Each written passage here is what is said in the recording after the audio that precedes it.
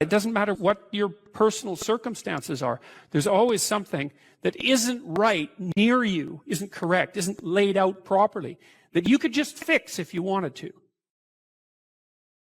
There's no shortage of opportunities to do that. You can do that in your own mind. You can do that in your own room. You can do that in your own household, in your local community. And maybe if you get good at doing it at all those levels, then you can start to look beyond that.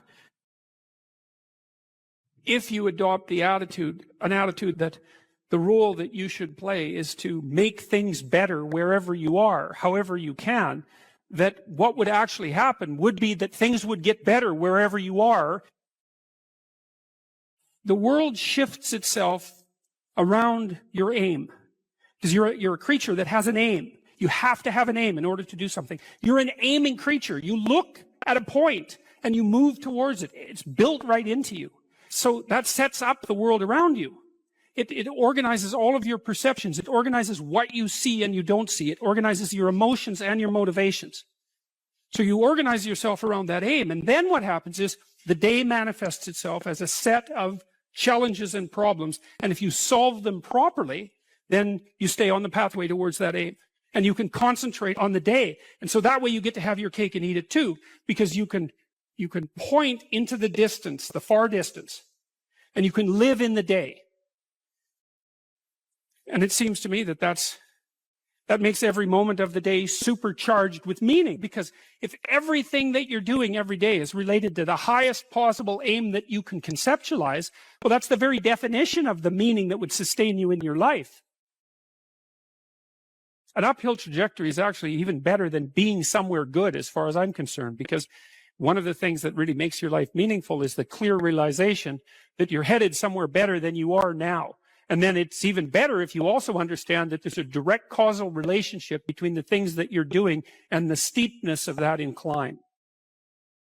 There's two modes of being in the world, right? There's one where you adopt the responsibility for living properly, for being properly, and you make the sacrifices necessary for doing that, and then everything will flourish properly. And the other one is a pathway of resentment and bitterness and rejection and genocide. If you make your life 0.1% better a week, man, in 2 or 3 years, you're in such a better place than you were that it isn't even like the same domain. And if you keep that up for 10 years or 20 years, especially if you're young and you start early, you start to straighten yourself out and fix the things that you can fix. You can transform your lives in ways that are completely unimaginable. And God only knows what the upper limit of that is in terms of human possibility. What you're actually made of, what you're made of is what you encounter when you voluntarily encounter the unknown. And so the more you voluntarily encounter the unknown, the more you get made of. And the more you get made of, the more there is to you. And then the more you're good at encountering the unknown and restructuring order and calling forth proper order out of the potential of being. And God, you got to think, why wouldn't you do that since you can do that? The fact that you're fragile is actually a precondition for your heroism, because if you weren't fragile, then there'd be nothing heroic about doing something difficult, right? Because if you couldn't be hurt or damaged or defeated or end up in failure, then where's the moral courage in the endeavor? It has to be that the fragility is built into the courage. People denigrate the opportunities that are right in front of them. And there's no reason to do that, because what's right in front of you is the majesty of being. That's what's right in front of you. It's inexhaustibly complex and full of potential. And there's no reason to assume that wherever you happen to be isn't as good a starting place as anywhere else. Well, I know some people have terrible, terrible lives. They're in situations that are absolutely unbearable. But I also do know that even situations like that can be made a hell of a lot worse by the worst kind of attitude. That's for sure.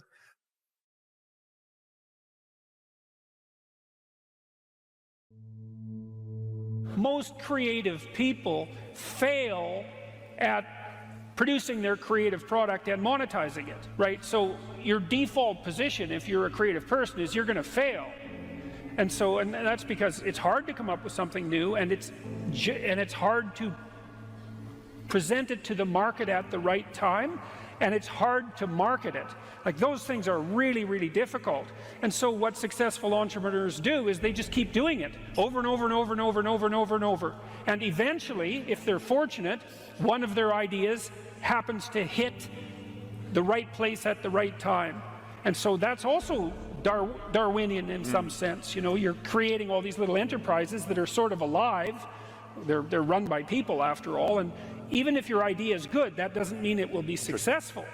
There's so many things that have to be taken into account. So this is partly why persistence, and that's part of conscientiousness, is so useful. It's like, you know, what do they say? If at first you fail, then try again. And that would probably mean try something different rather than the same thing. But persistence is helpful because it enables you to run many, many experiments. And you need to know that the baseline is failure. You know, it's important, because otherwise you'll blame that on yourself. You know, and some of that's useful because there's probably some things that you could improve about yourself. But it's very difficult to go from 0 to 1, you know. If you're starting out as a salesperson, for example, the hardest sale is the first customer. And then, you know, they get easier with each additional customer.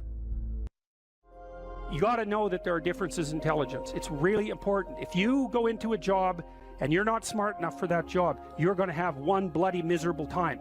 And you're going to make life wretched for the people around you because you won't be able to handle the position. But what you really want to do, as far as I can tell, if you want to maximize your chances for both success and let's say well-being, is you want to find a strata of occupation in which you would have an intelligence that would put you in the upper quartile. That's perfect. Then you're a big fish in a small pond.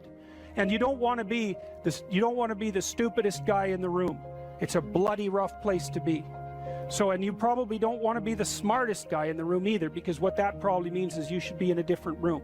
If you want to be the best at what you're doing, bar none, then having an IQ of above 145 is a necessity, and maybe you're pushing 160 in some situations, and maybe that's making you one person in 10,000 or even one person in 100,000. And then also, to really be good at it, you probably have to be reasonably stress tolerant and also somewhat conscientious.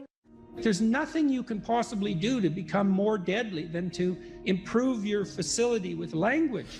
And the way you do that is by reading, especially great things, and by writing, and by thinking, and by speaking, for that matter. But how could that not be viewed as absolutely central to what education is about? You want to be inarticulate and stumble over everything that you try to think and communicate? Yeah. How are you going to get anywhere? You don't even know who you are under those circumstances. You're this massive feeling that's expressing itself, you know, maybe in violence because you can't find the words, and you stumble around and bump into things, and you're clunky and dull, and you're not witty, you don't sparkle.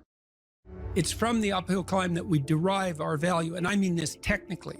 So almost all the positive emotion we feel, especially the emotion that fills us with enthusiasm, and that's experienced in relationship to a goal. And so in some sense, you want a goal that you can never attain. So you can always move closer to the goal that recedes as you move towards it. You think, well, that's frustrating. It's like Sisyphus pushing the rock uphill. But it's not, because as you pursue that goal, you put yourself together and your life does get better and richer and more abundant. And that's why the highest levels of virtue and goal are in some sense transcendent. You want them to be above everything you're doing so you can continually move towards something that's more sublime and better. That's what you are. You're here to live, not to sleep. And the problem with the vision of Mai Tais on the beach is that, well, first of all, that's a vision of drug-induced unconsciousness. Second, it's only going to work for about a week. Third, you're going to be a laughingstock in a month, and depressed and aimless and goalless. You want a horizon of ever expanding possibility. And so it does happen to people because they've staked their soul on the attainment of an instrumental goal. And it can be a pretty high order goal, but then you think, now I'm there, now what? Well, the answer can't be, well, I'm going to live in the lap of luxury and never have to leave the face. What do you want to be, a giant infant with a gold bottle? You never have to do anything but lay in your back and suck. It's like, you see the problem with that as a conceptualization. It's no, you want to be like an active warrior moving uphill with your sword in hand. And that's dynamic, that's exciting. One of the rules, I think it's rule 4, is compare yourself to who you were yesterday and not to who someone else is today. And see, that's a game you can win. The possibility that you can make yourself slightly better on a continual basis is, I think that's something that's accessible to everyone. I think that's equivalent to leading a virtuous life. And there is something to be said for virtue and truth, you know, and that is one thing. Another thing that I've noticed about people who've been phenomenally successful is that they really do everything they can to live a truthful life. And you can get a bloody long ways by being honest. Lay a disciplinary structure on yourself, get the chaos in check, and then you can move towards a state that's freer, because it's discipline first. Like, look, if you're going to become a concert pianist, there's going to be several thousand hours of extraordinarily disciplined practice. That's the imposition of order on your potential, let's say. But what comes out of that is a much grander freedom. And so virtually every freedom that you have in life that's true freedom is purchased at the price of discipline. But it's not some casual self-help doctrine. It's that if you don't organize yourself properly, you'll pay for it, and in a big way, and so will the people around you. And I would say, start where you can start. You know, if something announces itself to you as in need of repair, that you could repair, then, hey, fix it. You fix 100 things like that, your life will be a lot different. Now, I often tell people too, fix the things you repeat every day, because people tend to think of those as trivial. You get up, you brush your teeth, you have your breakfast, you know, you have your routines that you go through every day. Well, those probably constitute 50% of your life.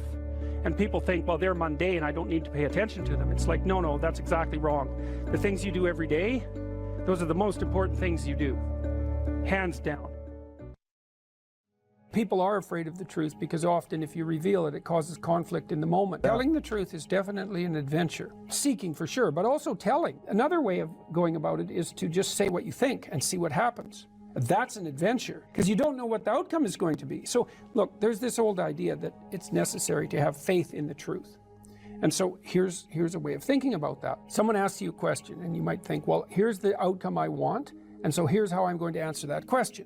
So that's one way of approaching it. But another way of approaching it is, you ask me a question, I'm going to think about the answer, and I'm just going to tell you what I think. And it doesn't matter what the outcome is, because I'm willing to see what the outcome will be, predicated on the idea that there isn't a better outcome than the one that truth produces. Even if it's harsh and terrible in the short term, and sometimes it is, it's like there isn't a better way of doing it. Now, you might say, well, how do you know that? And the answer is, well, I don't know that. That's why it's an article of faith, because I believe, and I believe this deeply, the being that you produce as a consequence of telling the truth is good, by definition, even though it's harsh and often uncomfortable, because you get in trouble. One of the things that I've really learned recently, or learned to articulate better, is that there's a very tight relationship between aspiration and responsibility. The first question might be, do you need to aspire to something?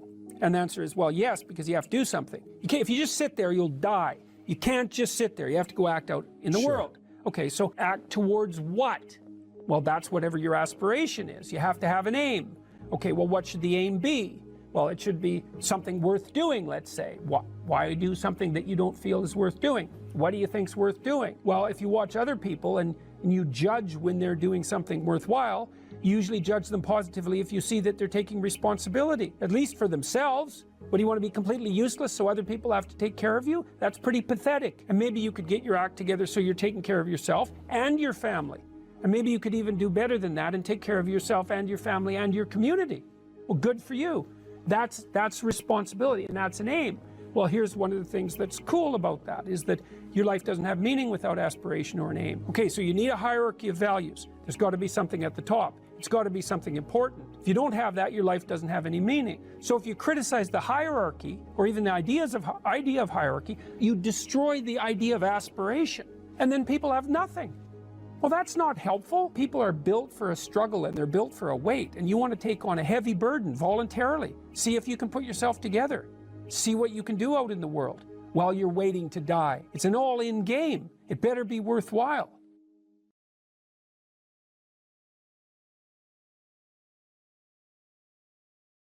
If you concentrate solely on your career, you can get a long way in your career. And I would say that that's a strategy that a minority of men preferentially do. That's all they do. They work like 70, 80 hours a week. They go flat out on their career. They're staking everything on the small probability of exceptional status in a narrow domain. But it's hard on them. They don't have a life. It's very difficult for them to have a family. They don't know how to take any leisure activity. Like, they get very one-dimensional. Now, it may be that that unidimensionality is the price you have to pay to be exceptional at one thing, right? Because if you're going to be something like a genius-level mathematician, and you want to do that for, or a scientist, say, it's like you're in your lab all the time, you're working 70 hours a week or 80 hours a week, you're smart, you're dedicated, you're unidimensional, and that's how you get to beat all the other people who are doing that. It's the only way. But the problem is you don't get a life. Now, if you love being a scientist and you have that kind of focus of mind, well, first of all, you're a rare person, and second, you're going to pay for it. But fine, more power to you. But it's a risky business to do that. You sacrifice a lot for it. You know, and I would say most often, if you're speaking about having a healthy life, that isn't what you do. You spread yourself out more. So, you know, you have a family, you have some things that you do outside of work that are meaningful to you and useful. You have a network of friends. Well, those 3 things alone, or 4 things alone, are plenty to keep you well oriented. And then if one of those things collapses, you know, everything doesn't go. Now, the price you pay for that is the more you strive to optimize that balance, the less likely you are to be fantastically successful at any single one of them. But you might have a very, you know, if you consider your life as a whole, that might be a winning strategy. One of the things Carl Jung said, I really liked this. He thought that men went after perfection and women went after wholeness. There's something different at the top of the value hierarchy. So perfection would be stake it all on one thing and look for radical success. Not that all men do that, because they don't, but we're talking about extremes, at least with regards to the men that do that. The wholeness idea is more like, well, it's like I want one thing in my life to be 150%, or I want 5 things in my life to be 80%. Well, there's a lot more richness in a life where you have 5 things operating at 80%, but you're not operating at any of them at 150%.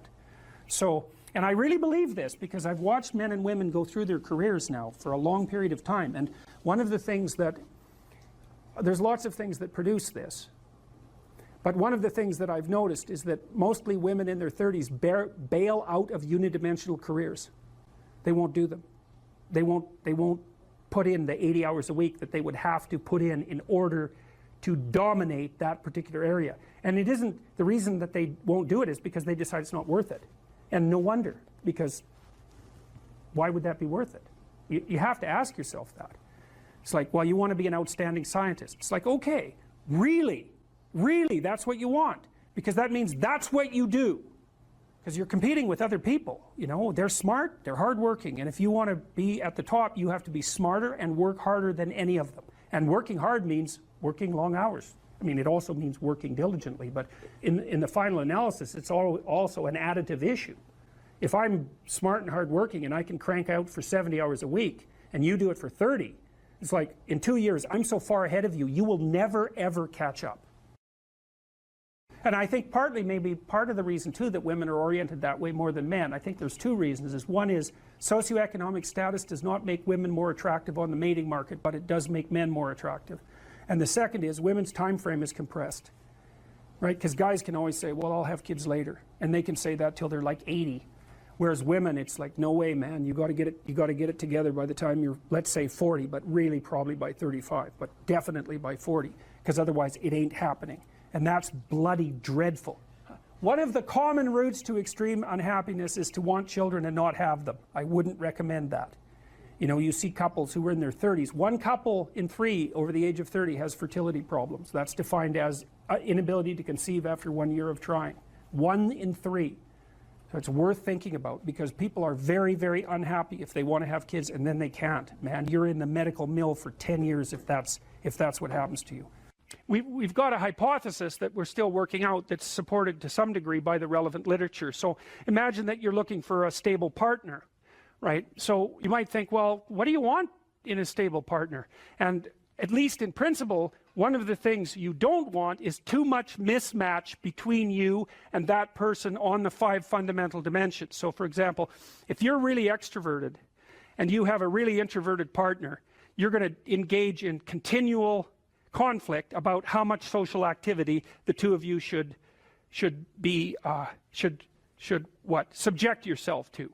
And it's very, very difficult for people who widely differ on those dimensions to come to consensus, because it's not just a matter of opinion, right? It's really a matter of different, if you're looking at extremes, of really different types of people. And the thing about introverts is they just don't enjoy large-scale social interaction that much. One-on-one they're often fine, but in a group they don't like that, and it tires them out. Whereas a real extrovert, it's like you isolate them and they just wither on the vine, because a huge part of what actually motivates them in a positive way is tangled up with social interaction.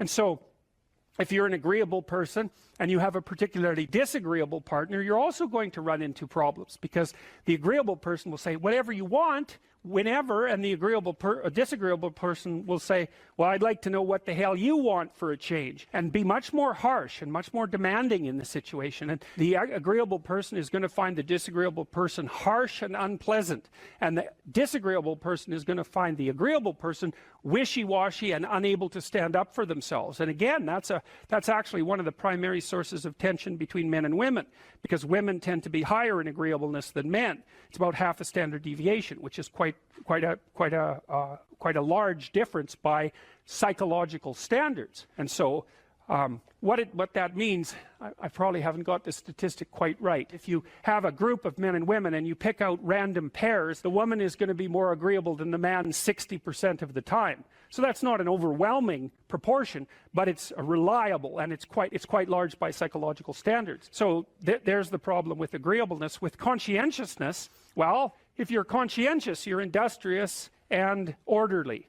And orderly people seem to be sensitive to disgust, which is something we'll talk about in detail later. We've had a hard time specifying exactly what makes industrious people industrious, because it's hard to come up with an animal model for that sort of thing, and there's no theoretical model. But our latest idea is that, it's not my idea, it's actually the idea of my graduate student, Christine Brophy, is that industrious people find it unpleasant and unsettling to not be doing something. What happens to you as you stroll merrily on your way through life? Well, what happens is that as you're moving from point A to point B, you encounter things.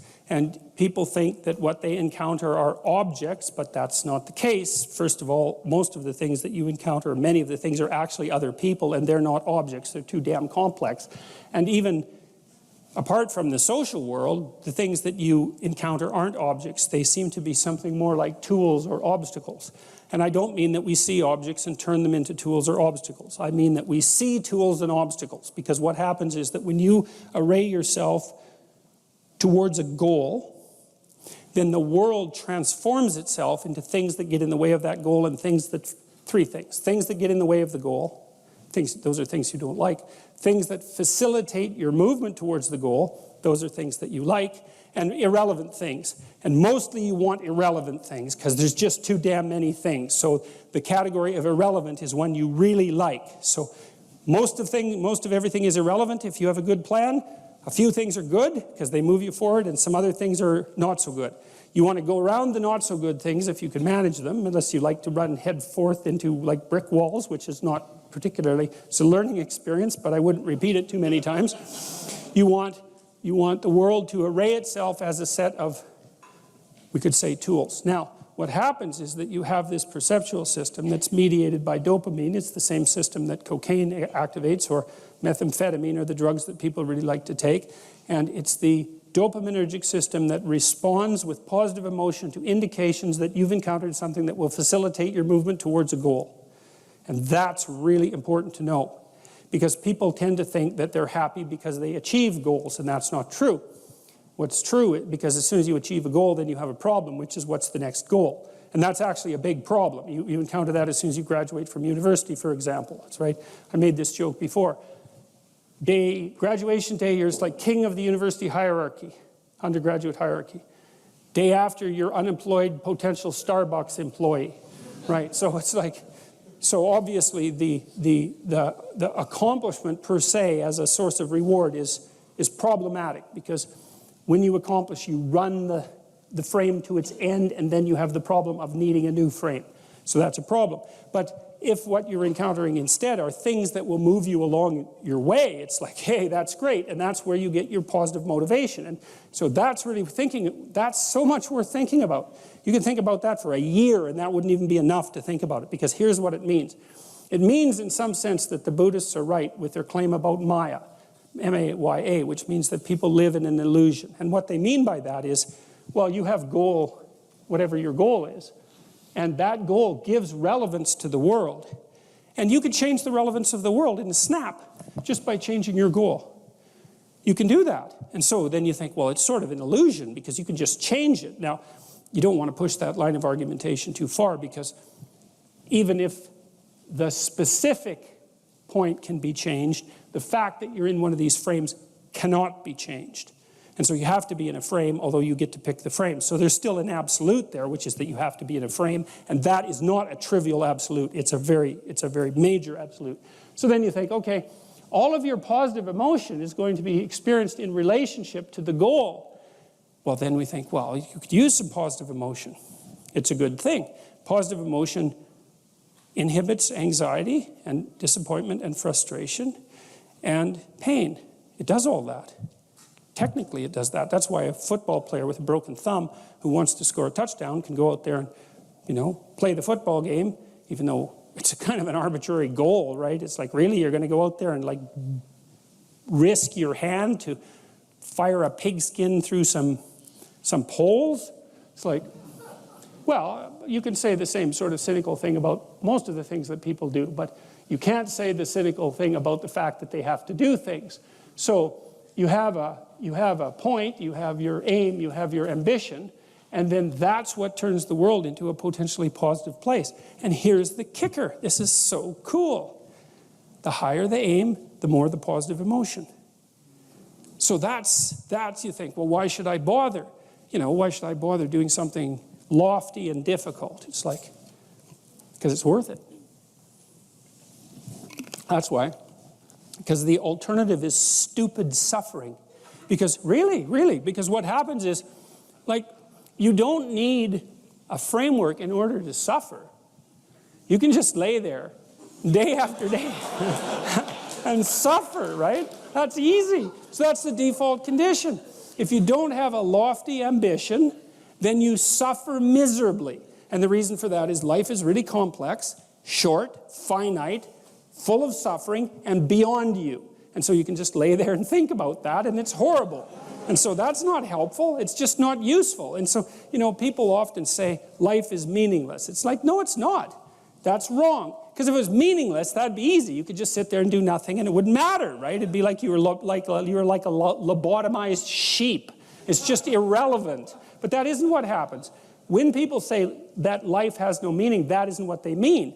What they mean is, I'm suffering stupidly and intensely, and I don't know what to do about it. Well, the suffering is meaningful. It's just not the kind of meaning you want. So how do you get out of that? You note the baseline of suffering, which is very, very, very, very high. And then you say to yourself, okay, I need to do something that justifies that. And that's not so easy, because the baseline for suffering is high. If you're going to make something of yourself, let's say, so that it's worthwhile to exist in the world, then you have to aim at something that's so well structured that you can say, yeah, earthquakes, cancer, death of my family, dissolution of my goals, ultimate futility of life, and the heat death of the universe. Hey, it doesn't matter, it's worth it. So imagine you have a goal in mind. You want to get to work in the morning. I used to ask my students a question like this, is like, what? Maybe they're going to write an essay. Why are you writing the essay? Why are you in class? Well, I'm in class because I need this class because it's part of my major. Well, why did you Why did you pick a major like that? Well, I'm interested in psychology. Well, why did you come to get a degree? Well, I think I need a degree to get a job. Well, why do you need a job? Well, I need a job to keep body and soul together, and maybe to be productive, and maybe to, establish a name for myself. And why do you want to do that? Well, because, it's part and parcel of living properly. And why do you want to live properly? And well, then, and how would you live if you lived properly? And at that point, people are usually unable to answer, because you can just push people with questions about why until they run out of explanations.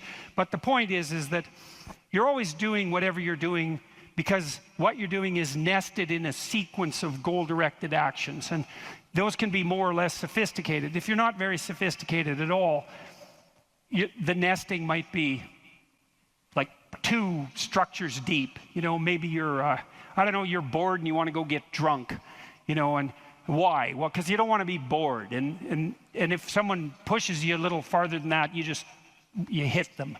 And, you don't want to delve into it. But if you're sophisticated, you have a pretty good hierarchy of answers. So you might say, well, why do you want to be a productive and generous citizen?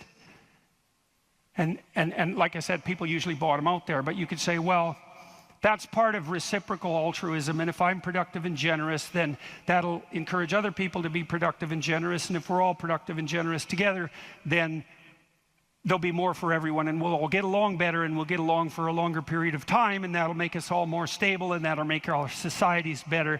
And then you might say, well, why is that relevant? You might say, well, because the alternative to that is something like a descent into something approximating hell, and so that's part of a reflection of the divine order and the eternal battle between good and evil. And then you could push it farther than that, and you could say, well, are you going to be on the side of the redemptive hero, or are you going to be on the side of the eternal adversary? Like, you can keep digging down farther and farther, and the farther down you dig, the more you get down into what you might describe as the implicit religious substrate. And it's very much useful to know that and to make as much of that conscious as possible. So now imagine that you've come to this talk tonight because you've decided to aim up. And maybe you haven't formulated that precisely explicitly, but something is driving you in this direction. And then you come to the talk and you find out that I'm talking about something that isn't what you expected, and it doesn't seem to be moving you along on your pathway forward to that end. And what's going to happen is you're going to be disappointed. And you might be anxious too. You're going to be disappointed because disappointment signals that you're experiencing something that's not relevant to the goal that you are attempting to pursue, and that might in fact be interfering with it. That's what negative emotion does. And maybe if you're disappointed in what I say, that also makes you anxious because you assumed that you would come here and I would say something relevant, and because you assumed that you knew who I was, and then it turned out that I didn't, and then you don't know who I am, and then you don't know what you're doing here, and then you get anxious. And the reason you get anxious is because that's what anxiety is for. It tells you when the pathway to your goal has been disrupted, so multiple pathways have now emerged. So imagine you're driving your car to work and it quits. And what happens is you get anxious. And the reason you get anxious is because, well, you were beetling along quite nicely in your world, and everything was reduced to like a unidimensional simplicity. You weren't in a car as an object, you were in a thing that took you to where you wanted to go, and it was just doing what it was supposed to be doing, tracking you along the pathway to your goal. And then it fails and you're off on the side of the road, and you get anxious because how the hell are you going to get to work? And what if you don't get to work? And is your boss not going to be very happy with you? And maybe this is the 3rd mistake you've made this week. And what if you get fired? And weren't you an idiot for buying this car? Maybe you shouldn't have a car at all. Maybe you should have walked to work. And maybe you should take a bicycle, because after all, that would save the planet. And and maybe now you have to take your car to a mechanic, but the last time you went to the mechanic, you got ripped off because you're too stupid about vehicles to manage one, and you're kind of stupid about technology in general. And aren't you stupid? And maybe you're too stupid, and isn't your wife going to? That's anxiety, right? And that's the emergence of a multiplicity of pathways, right? And so what anxiety signifies is the degeneration of attentional hierarchy into multiplicity. And the reason you get anxious and it feels bad is because now your body can't compute how much energy you have to put out in order to get to your goal. And so you can't organize the world. You're apt to use more resources than you'll replenish. And if you continue to do that, then you'll die. And so anxiety is a signal that complexity has reemerged. Chaos, that's the eternal dragon of chaos. Chaos has reemerged because your narrative has collapsed. And so that's negative emotion. That's what negative emotion signifies, is that it's the collapse of an organizing narrative. And so that's very interesting to know. So you feel positive. If I walk on the stage and I know I'm supposed to go to the front of the stage, say, and the reason I want to do that is because I know I have to talk to you, and that's and I want to talk to you because I think it's valuable to talk to you, etc. That's nested in a hierarchy of value. And if I see a clear pathway to the front of the stage, then that actually produces positive emotion. And that positive emotion impels me forward, because positive emotion does impel you forward. That's what it's for. That's how positive emotion is linked to action. So if you're enthusiastic because you can see a pathway forward to a valued goal, and that enthusiasm manifests itself. This is true even neurochemically. It manifests itself as positive motivation to move forward. And not only that, if you're moving forward and it's working, your brain tracks the fact that it's working, and then that's linked to dopamine release, by the way, which is what cocaine releases. It's linked to dopamine release. And the other thing your brain is doing, even when you're just walking to where you want to go, if you're successfully walking there, your brain tracks what you're doing. There's circuits that are activated while you're doing it. And if what you're doing results in the result you desired, then the dopamine floods those little neurons that are active, and it makes them grow and flourish. And so as you practice something that's working, the circuit that is activated as you're practicing is bathed in dopamine, and that makes it stronger. And that feels good. It's growth. It's part of positive emotion. And so the positive emotion moves you forward, but also encourages you to develop a habit of that practice. And so one of the things I would bloody well say is, don't make a habit of pursuing things that aren't good for you, because you build that into you. That's what happens if you become addicted to something, you know. You build a little monster inside you that's grown. It's there. It's after one goal, despite everything else. Not a good outcome. So now positive emotion also signals the fact that it's also an energy conservation observation. So as I move forward towards my goal, with each step I take, it's going to take less energy to get to the goal. And so that means that positive emotion signifies, what would you say? It signifies the increasing efficiency of your action as you move towards a goal.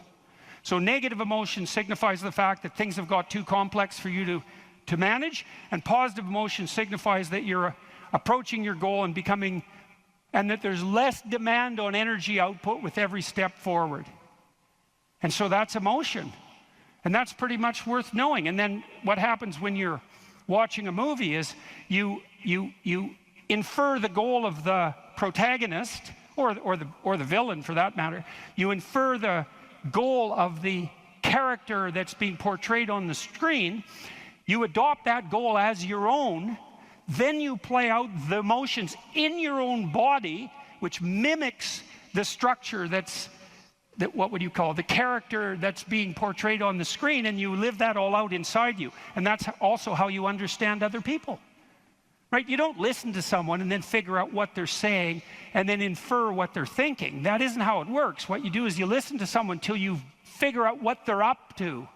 As soon as you figure out what they're up to, you can adopt that frame of reference. As soon as you adopt that frame of reference, you have the same emotions. And that's what makes you united. And so that's so interesting. And so then you think, look, there's 5,000 people in here. If there were 5,000 chimpanzees, you guys would be tearing each other into shreds, because no one would be able to know what anyone else was up to. But because all of you are here paying attention to the same thing in the same way, you have virtually identical emotional states, and that means instantly your behavior is rendered predictable to one another. And there's no difference between that and peace. They're the same thing. And so what that means is that one of the predicates of a civil, productive, and peaceful society is that everyone inhabits the same narrative.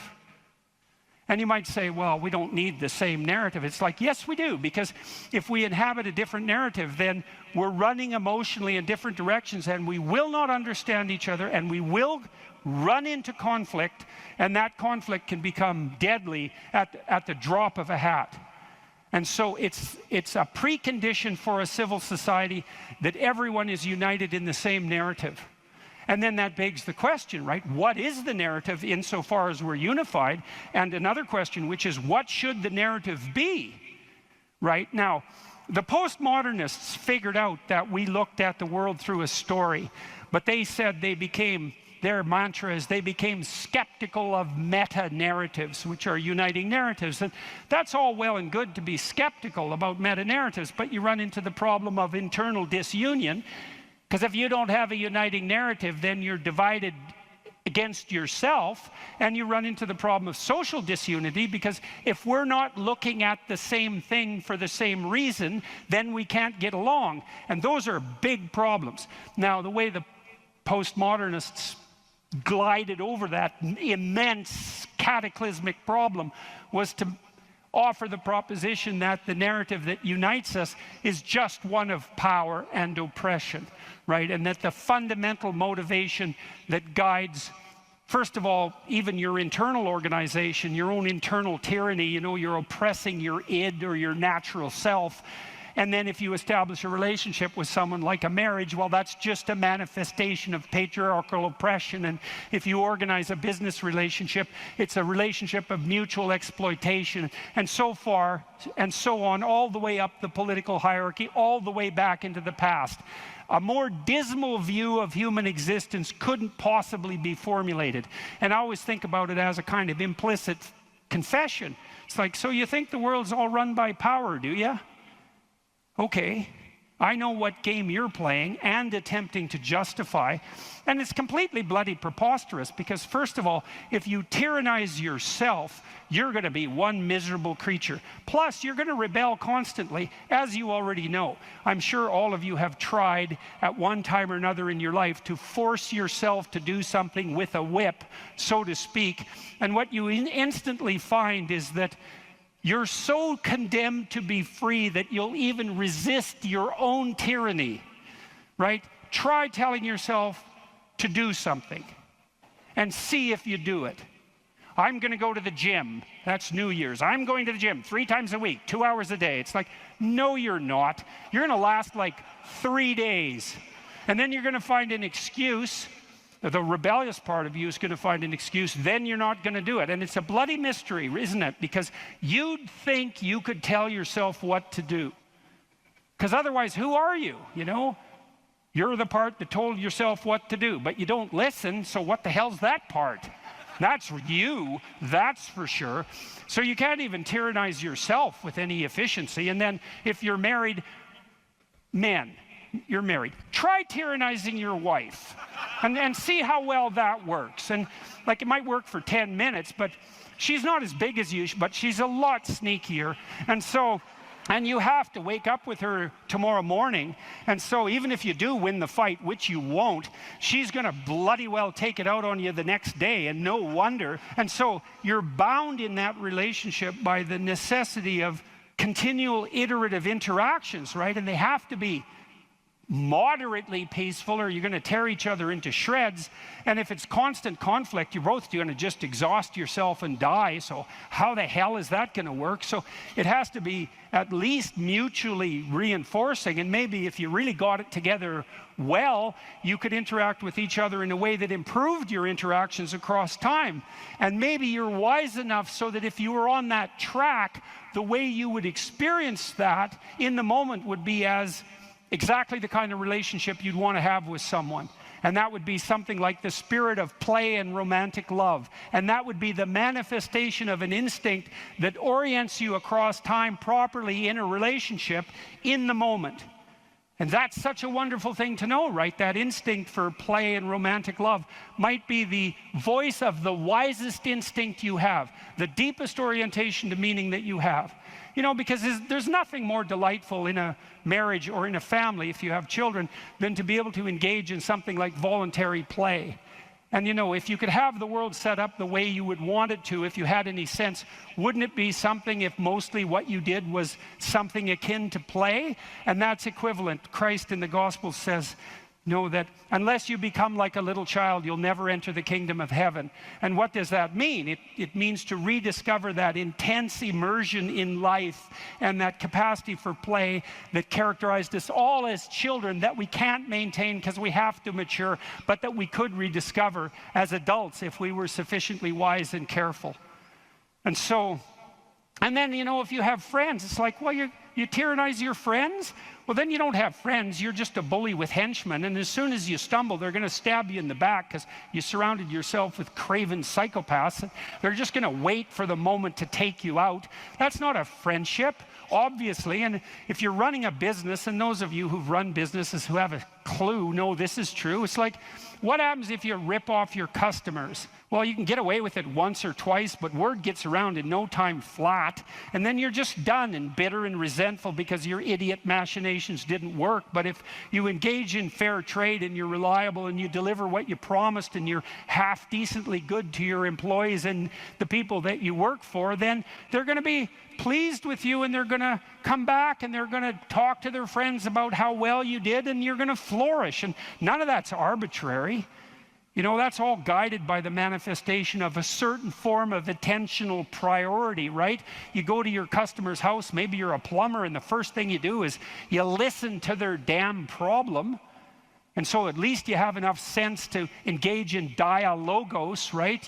You actually want to hear what the problem is, and then you actually want to solve it. And if you do that with some diligence, they're going to be pleased with you because they don't want sewage all over the rug. And so your interests are aligned, and if you offer what you promise, then you're going to evoke positive emotion in them and quell their anxiety, and that's exactly the service that you're offering. And so that means you're acting out the proper story. You're productive and generous and honest, and there's nothing arbitrary about that as a ethos that unites you internally and that also makes it possible for you to exist in a peaceful and productive society. This is something that I've actually relied on a little bit myself. Whenever I get to a low point where I think, why do I even bother? I just remind myself, this is where most people stop, and this is why they don't win. And this relates to another one, which is a reminder for the gladiators in the arena who feel beat up and scarred with no hope in sight. Building a business is hard. Hard feels shitty. This is what hard feels like.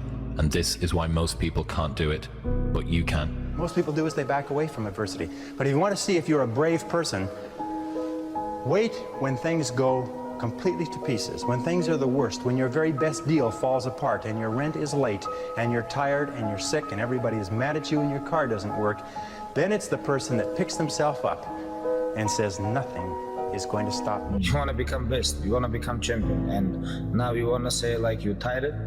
Who cares? You're tired or not? Nobody cares about you. He was tired, he have personal problem, family, nobody cares. You don't know, like, you just see how he fight and he go. Yeah. And for this one, you have to train so hard. If you don't want, halas, go back to Dagestan. Nobody gonna ask about yourself. Without you or with you, there is always gonna be champions. With your name, this is your choice. You wanna put your name there? Okay, work hard. No, Bye-bye. You know, the war that you have to really fight is the war against yourself. You have to fight a war against yourself. And then it's not easy to look in the mirror and to change your own life. It's hard as hell. You have to take responsibility. You have to learn new things. You have to feel uncomfortable. Good, because discomfort is how we grow. That's how we become strong. If you run away from discomfort and resistance your whole life, you will always be weak. I don't look at failure as failure. I look at failure as your first, second, third, fourth, fifth attempt. I look at them as attempts. I don't look at anything as failure. Because when you're going to try to do something, not trying is failure. That's not some after school special shit. But when you're able to go out there, there is no failure. It's attempts. Because when you're trying to do something that's bigger than you, whatever you are, whoever you are, if you're paralyzed, you're trying to walk one step and you didn't fail, motherfucker. That's your first attempt. If that's your biggest thing, that's how your mindset needs to go into everything. So I don't look at it as failure is a big word that gets people down and it gives so much power to words. I don't. I take the power right away. I didn't feel shit. I think being the greatest musician of the 20th century is anybody's idea of success. Dying broke and drunk and full of heroin at the age of 34 is not exactly my idea of success. I'd rather die drunk, broke at 34 and have people at a dinner table talk about me than live to be rich and sober at 90 and nobody remember who I was. When I think about how hard I want to work, the interesting thing about that is that the only person who can judge you on your success is you, because you're the only one who knows how much left in the tank you really had. And the better you get, and you can resonate with this, you start winning exteriorly. And that's when people are like, it felt so empty. It's because they didn't actually work as hard as they could have. They just worked hard enough to beat everyone else. But that discrepancy between how hard you could have worked to work your hardest versus what was required in order to win, to me, that's the opportunity that shifting towards the work being the goal unlocks for you. And I work harder now than I did when I was poor. And I think it's because I've learned to enjoy it. It's like when I was losing 106 pounds in 3 months, the first 2 months or first 2 weeks, it's like I was gaining weight. You know, I would lose a pound, gain 2. So I was just failing. I kept failing and kept failing and kept failing. So I had to teach myself how to fail right. And what that means is when I fail, I can't spend much time in that fail zone. I have to be able to get up and get after the next day just as fast, because my goals were to be a Navy SEAL. I don't have time to stay here and feel bad for myself for weeks and months and years, because I'll lose that time. So the big thing is know that if you have big goals and big dreams, along the way, failure is going to happen. So how fast do you get up from that? And you got to teach yourself that. Go back to the gym, work, because you have more to show. You understand? Life continue. You cannot live in the past. I'm really good on that. You understand? I learned by the years that, listen, Cristiano, let's go. Because pain, you're going to have all the time, uncertainty and constant work. Constant work, constant work. It doesn't matter what's happening. It's going to happen in your life. You have to continue. This is the way I see the life. So this guy just passed me. He said, Goggins, just be average today. Some of you just don't understand. Some of you have been average for so damn long, you don't know what it is to do hard work. But there's a lot of you out there who want to be much more than average, but just don't know how to do it every single day, the grind. You need to find someone to oil those gears up. So check it out. This is a mindset. Maybe it's true, maybe it's not. But there's a motherfucker out there who wants what you have, who wants the position you are, who wants the job you have, who wants the wife that you have, or the husband. There's someone out there hungry and wants everything you have. Maybe it's true, maybe it's not. But if it is, it's gonna be yours. So make that a motivation for you. Well, so you're moving from point A to point B in your little circumscribed world. You've made everything invisible. And as long as that works, then your theory's good enough. It's accurate enough. It's true enough. You're in your little paradise. But if something comes up and objects, Well, that's where your character is tested fundamentally. That's the character test. It's like, what do you do with messages of error? And that's a tricky issue. Okay, so here's a solution to that. Here's what not to do. I am a bad person. I got to see myself. I'm a bad person. I might as well just go jump off the bridge. It's like, no, that's not good, because what that means is that every time you try to learn something, you're going to make a mistake, because what do you know? So you're going to make mistakes. And if the rule is every time you make a mistake, you're going to go jump off the bridge, then that's not a useful problem-solving strategy. And so when you make a mistake, you don't get to beat yourself to death with a club. It's a bad strategy, and you'll have your internal tyrant in there who's perfectly happy about doing that. That's the, overactive superego that Freud talked about. Maybe it came to you via a parent who was too authoritarian, or a grandparent, or maybe it's just you because you're disagreeable and neurotic, and so you'll take or hyper-conscientious, you'll take yourself apart. Well, you've got a problem. Something has objected to you. Then the question is, well, what does that mean? Well, maybe you're not looking at the world right. Maybe your goals are wrong. Maybe you're not acting properly. It's okay. So the question that arises when an obstacle emerges is, which part of this structure needs attention? And the first answer can't be all of it, which is why when you're arguing with someone in an intimate relationship and you're angry at them and you want to win, which is a big mistake, you want to win, you say, well, this is what you're like. Here's another 10 examples of how you've done that in the past, and I can enumerate more of them if you'd like. And so that's actually what you're like, and I've tried fixing you and it didn't work, and so it looks like you're going to be like that up into the future, and you're basically saying to them, well, you're a bad person, and the only thing they can do is either collapse or punch you. And punching you is actually better than collapsing. You know what I mean? It's such a counterproductive way of arguing. You don't leave the person any out. And so maybe, well, they're civilized, so it doesn't get physical. Well, maybe that's good and maybe it isn't. But then they end up either really not happy with you in a way that they will manifest the first possible opportunity they get, or they have to go off in the corner and cringe. It's like, great, you won. It's like now your partner's either hates you or is cringing. It's great. That's a real good victory, man. Rack up about 100 victories like that and you'll be in divorce court and spending $250,000 while being miserable about it.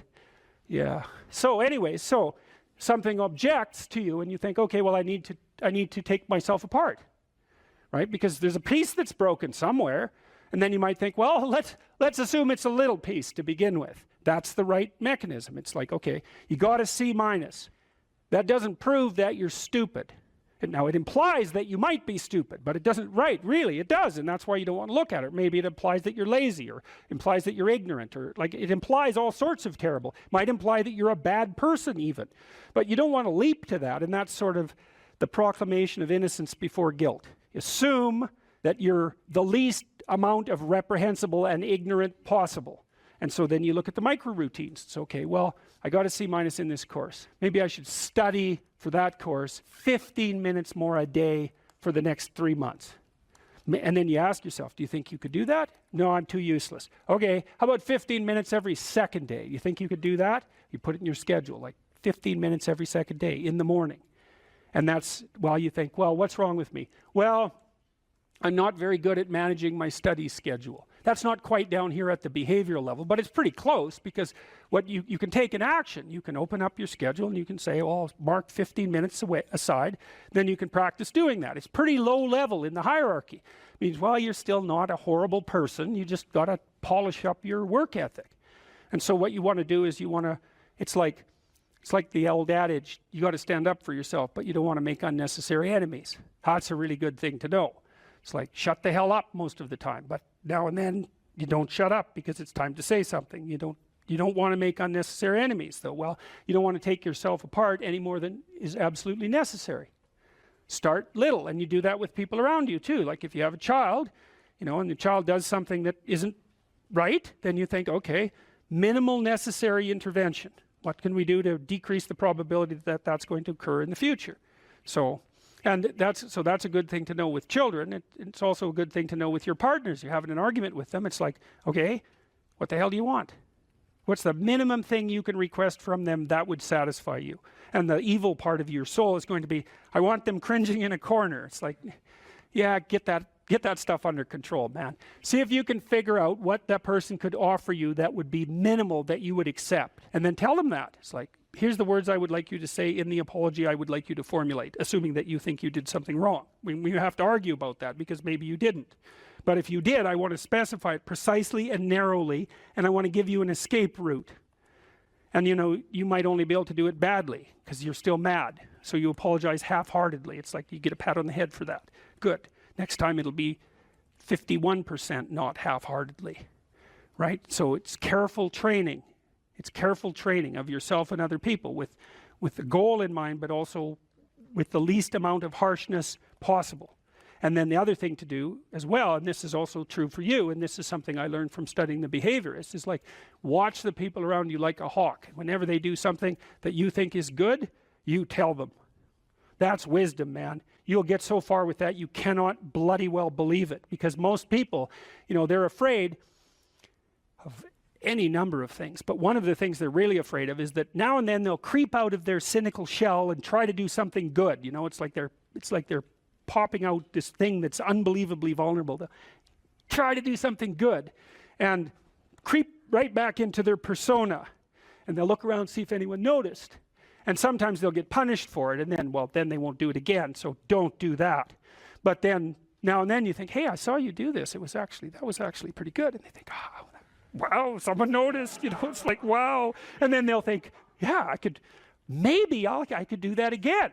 And if you want to live with someone for a long period of time, I would say every time they do something that you would like them to do more of, number one, notice. Number two, tell them, right? Because I know you don't want to, because you really want to dominate them, and you don't want them thriving, because then they'd be competition to you, and you wouldn't be able to go complain to your mother about what a miserable partner you have, and you know how delightful that is. So you have to forego all that pleasure if you actually help your person develop. So you got to get over all that. It's really annoying. So, you know, you've got this person pegged as, yeah, you're stuck with them, and you know, maybe it's the best you can do, but you got one eye open. And then every time they do something good, you don't want to notice, because if that elevated them a little bit, you wouldn't be able to feel so resentful and miserable and keep your eye open for the next possible affair. And that is what people are like. That is what people are like, and that's what you're like too. That's what people are like. So you got to decide if that's what you want, or you want to help the person that you're with grow. You know, now it's dangerous because they might outshine you. Well, good. Then you have someone to compare yourself to. That'd be a good deal. It's really rough with kids, you know, because parents will stop their children from succeeding beyond them. They get jealous, and then they'll put them down, and then they have kids that do not like them, and they'll pay for it.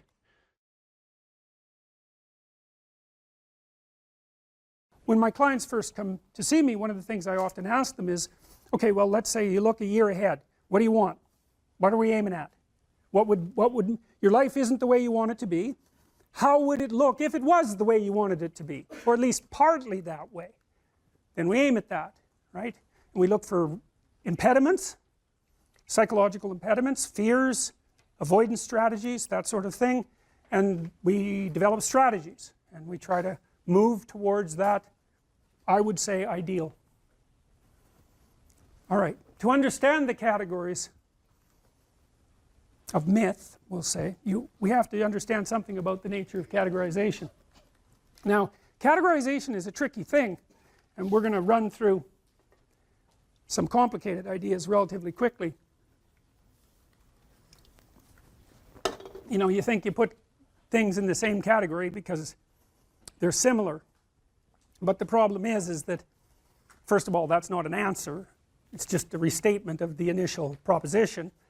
And second of all, you can put things in the same category that are by no means identical, and you often do that. And third, it's things that are similar are often also importantly different, and so picking which element of similarity, you know, like let's say you have a group of books. Well, are they the same? Well, obviously no, because, well, unless they're, you know, all the same book. But the category of books is a pretty strange category because the content of the books differs completely. Well, you could still make a group of books, and you pick some arbitrary element that unites them and consider that grounds to make a category. There's other categories, more scientific categories, and scientific categories tend to actually contain things that are very, very similar across multiple dimensions. Like protons are like that. As far as I can tell, there's nothing that distinguishes one proton from another, and the same with electrons. And you know, the set of triangles is like that because you can define it precisely. But most of the categories that human beings use aren't so neat, and the problem with that is that unless the categories are neat, like scientific categories, it's very difficult to investigate them scientifically. So for example, you might do research on a group of people with anxiety disorders, but the problem with that is that the anxiety disorder category is so heterogeneous that it's almost impossible to identify the commonalities across all the people who are in that category, and that's partly because the category isn't actually a scientific category. It's a hybrid category. It's a practical category. I can give you an example of that.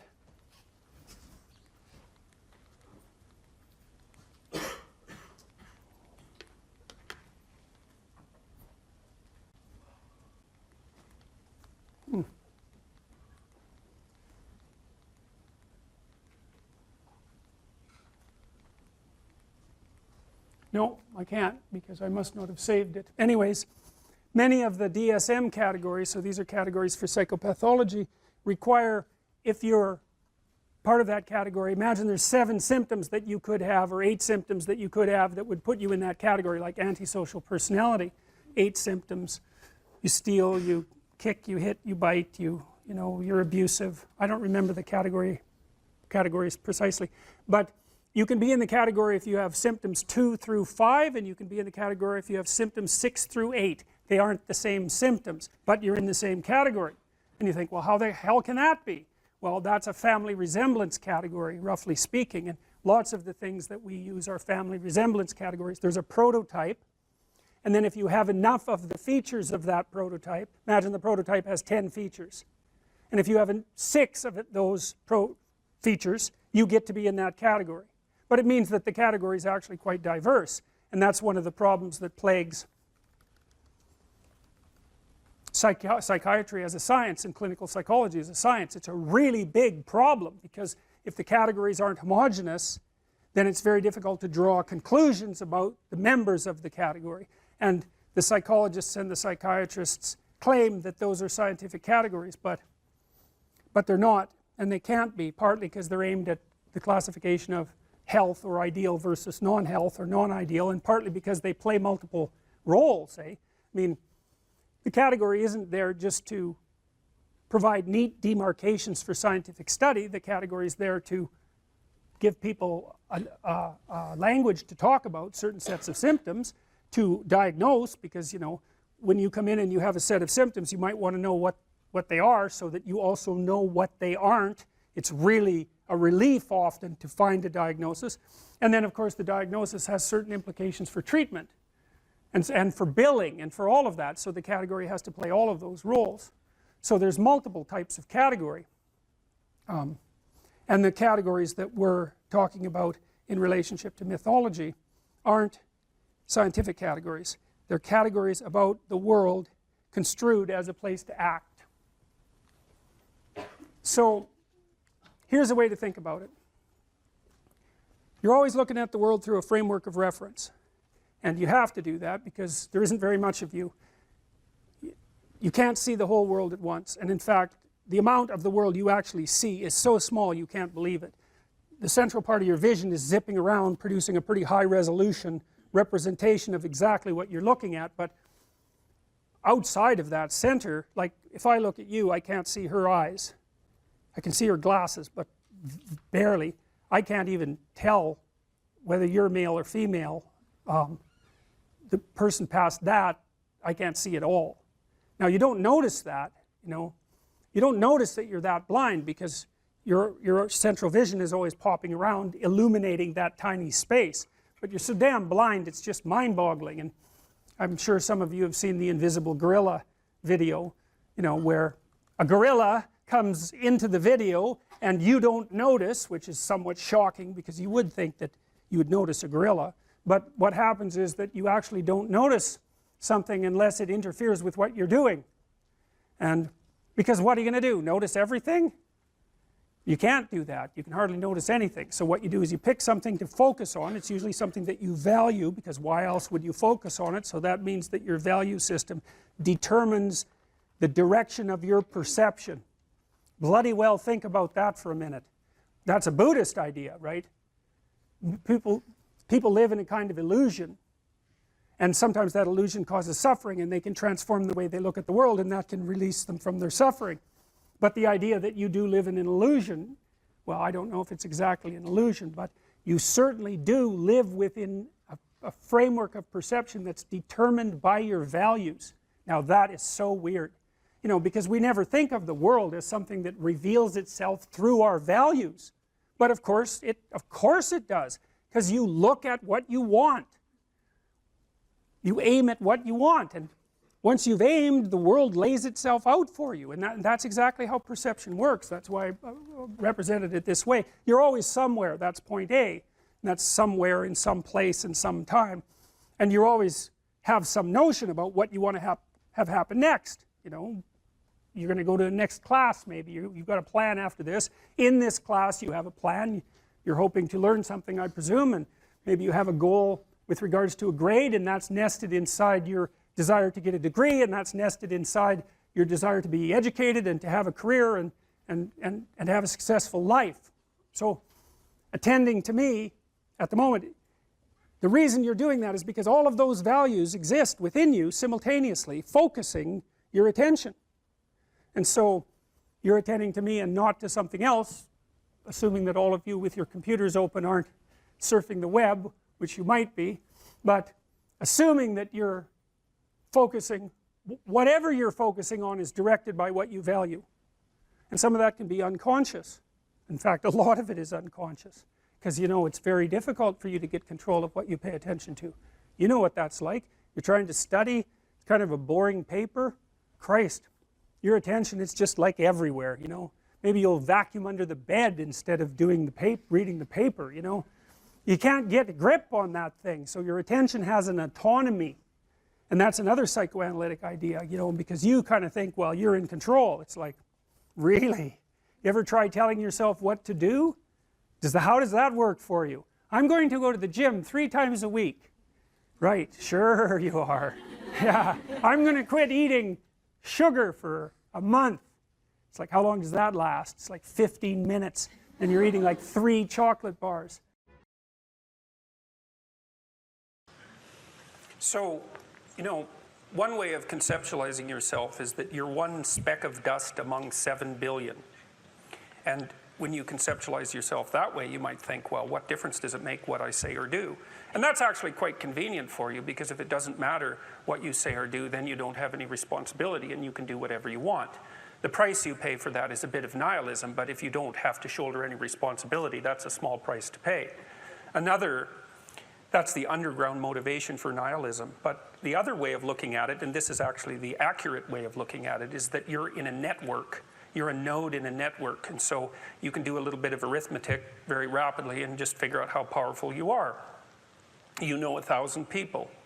You're going to know more than that over the course of your life, but let's say 1,000 for the sake of argument for now. They know 1,000 people. That means that you're 1 person away from 1,000,000 people and 2 persons away from 1,000,000,000 people. And you're the center of that network. And now the way networks work is that information propagates in a network manner. So don't underestimate the power of your speech. Now, you know, Western culture is phallogocentric. Let's say it. Okay, so we'll say, yeah, that's just fine. That's exactly what it is. It's predicated on the idea of the logos, that the logos is the sacred element of Western culture. And what does that mean?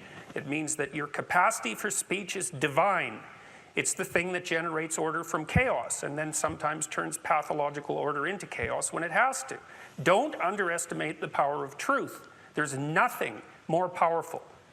Now, in order to speak what you might regard as the truth, you have to let go of the outcome. You have to think, all right, I'm going to say what I think, stupid as I am, biased as I am, ignorant as I am. I'm going to state what I think as clearly as I can, and I'm going to live with the consequences no matter what they are. Now, the reason you think that, that's an element of faith. The idea is that nothing brings a better world into being than the stated truth. Now, you might have to pay a price for that, but that's fine. You're going to pay a price for every bloody thing you do and everything you don't do.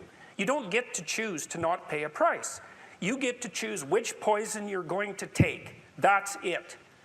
So if you're going to stand up for something, stand up for your truth. It'll shape you, because people will respond and object and tell you why you're a fool and a biased moron and why you're ignorant. And then if you listen to them, you'll be just that much less like that the next time you say something. And if you do that for 5 years, you'll be so damn tough and articulate and able to communicate and withstand pressure that you won't even recognize yourself. And then you'll be a force to contend with.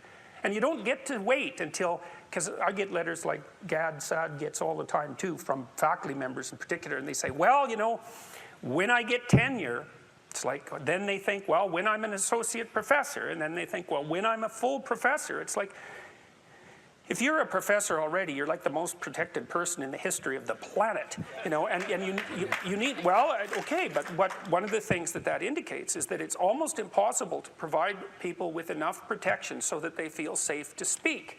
Okay, so we'll address that directly. It is not safe to speak, and it never will be. But the thing you got to keep in mind is that it's even less safe not to speak. Right? It's a balance of risks. It's like you want to pay the price for being who you are and stating your mode of being in the world, or do you want to pay the price for being a bloody serf, one that's enslaved him or herself? Well, that's a major price, man. That thing unfolds over decades, and you'll just be a miserable worm at the end of about 20 years of that, right? No self-respect, no power, no ability to voice your opinions, nothing left but resentment because everyone's against you, because of course you've never stood up for yourself.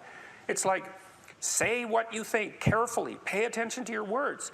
The price is, it's a price you want to pay if you are willing to believe that truth is the cornerstone of society. And in the most real sense, if you're willing to take that leap, then tell the truth and see what happens. And nothing better could possibly happen to you. There'll be ups and downs, and there'll be pushback, and there'll be controversy and all of that, but it doesn't matter. The truth is what makes the world, the truth is what redeems the world from hell, and that's the truth. And we saw plenty of hell over the last 100 years, you know, and we haven't learned a bloody thing from it. It's like, wake up, tell the truth, or at least don't lie. That's a start. And you got to understand that's a risk. But I have one more brief thing to say about that. So, you know, I said what I had to say back in September, and I'm sure that I could have done it better, and many people have told me how I could have done it better, although it didn't mean they would actually do it, but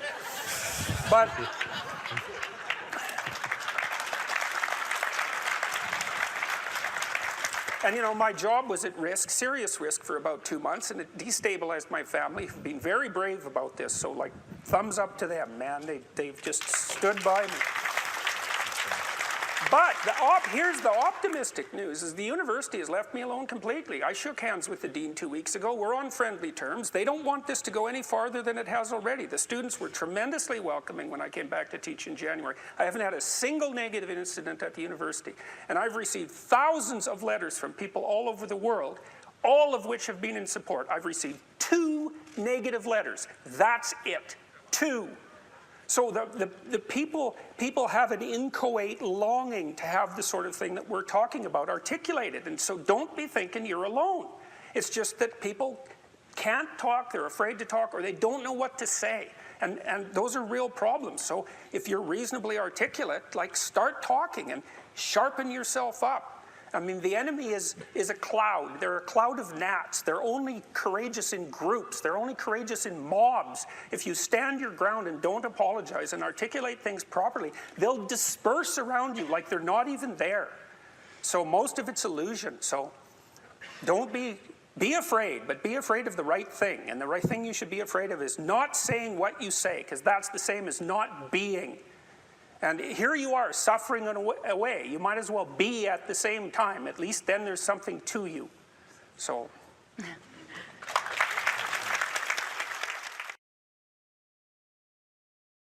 I saw, hypothetically, an increased war on male play and interest preferences.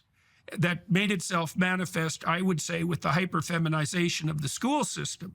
And then as well, there was the communicated insistence that male ambition was toxic, that competitive games were bad, and that, you know, to the degree that the patriarchy is a corrupt institution, that any sign of that demand for victory, let's say a competitive victory on the male front, was actually a sign of psychopathology.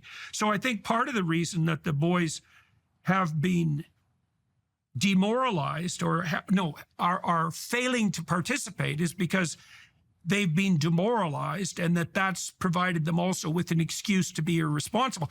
Look, Nietzsche said you're best punished for your virtues. So the conclusion is if you're going to be punished for being ambitious and goal-directed, then that's going to be very effective as a punishment, but it also gives you every reason to, you know, to bow out and to be irresponsible. So I don't know what you think about that in combination with the things that you're seeing on the, you know, the more specifically technological front. Yeah. Well, so the boys' story is different from the girls' story, and it's a story of checking out of the real world. And I draw from this in part on Richard Reeves, whose wonderful book of Boys and Men. He points out that, you know, boys and men used to dominate the economy and society in many ways. But beginning in the 70s, we get the transition away from physical work and longshoremen and strength and to a service economy. And we get, and girls are rising, which is great. But as girls are rising, boys are not rising too. In some ways, they're falling. And by 1980, I think it is, half of college students were female. Now it's 60% are female. So boys have been kind of checking out of school, checking out of the workplace. The electronic world, the online world's gotten better and better, more and more attractive for boys. They're spending more time on video games. So it is a story of male achievement, male motives being kind of hijacked or turned towards trivial, pointless pursuits that don't add up to anything. And so I would agree with you about the discouragement of male ego, ambition, desire to be great, the subversion of that into just wanting to do, you know, higher up on a video game leaderboard, I suppose. But, you know, I'd love to ask you, yeah, you know, because I only really began turning to the boys' story about 3 or 4 years ago when I began working on the book. You've been talking to young men for a long time now. Mm-hmm. What do you see when you look at the malaise among young men? I mean, part of it is what you just said about, but just what's your diagnosis about what's happening to young men? Is it depression, anxiety? Is it hopelessness? What do you see happening? Well, a huge part of it's fractured demoralization. Like, one of the things I've really noticed, it's quite the stunning and horrifying thing to see. You know, I think the biggest impact what I've said on young men has been my drawing of a relationship between meaning, adventure, and responsibility. It's like, well, and you know, you touch on this in your book, like one of the things you point out. So let me take a bit of a sideways route here. When the big five theorists were laying out the semantic webs associated with negative emotion, neuroticism, McCrae, in particular with the Neo Big Five, noticed that self-consciousness and neuroticism were so tightly associated semantically that they were indistinguishable. So here's the rule. This is the rule, and you allude to this. If you think about yourself, you are going to be anxious and miserable. Those are the same thing. And you know that when you're possessed by a bout of self-consciousness. It's not pleasant. Okay, so then you might say, well, what do you do about that? And one answer would be, well, don't focus on yourself. But you can't not focus on yourself. You have to focus on something else. Okay, so what do you focus on if you're male? Well, you focus on responsible service to the future and others. Well, why? Well, because that gives you what you described as that slow dopamine kick. It's like that's where, and that's not happiness, it's meaning. Those are very different things. Happiness is that like hedonistic kick that can be hijacked by the AI machines. Meaning is less intense but more sustaining. Okay, so where do you find that? And that's simple. You find that in the adoption of maximal responsibility. That's burden, that's challenge, that's play if you do it right. That's also the sacrifice that civilization is founded on. And one of the things that we might note, Jonathan, is that the default man is useless. Right? So, so for example, I'm going to get myself in trouble here, but I don't really care. So in the Arab world, broadly speaking, the Arab world produces about as much as Spain. Okay, well, why? Well, it's part of the reason is the men don't work. Now, that's not surprising.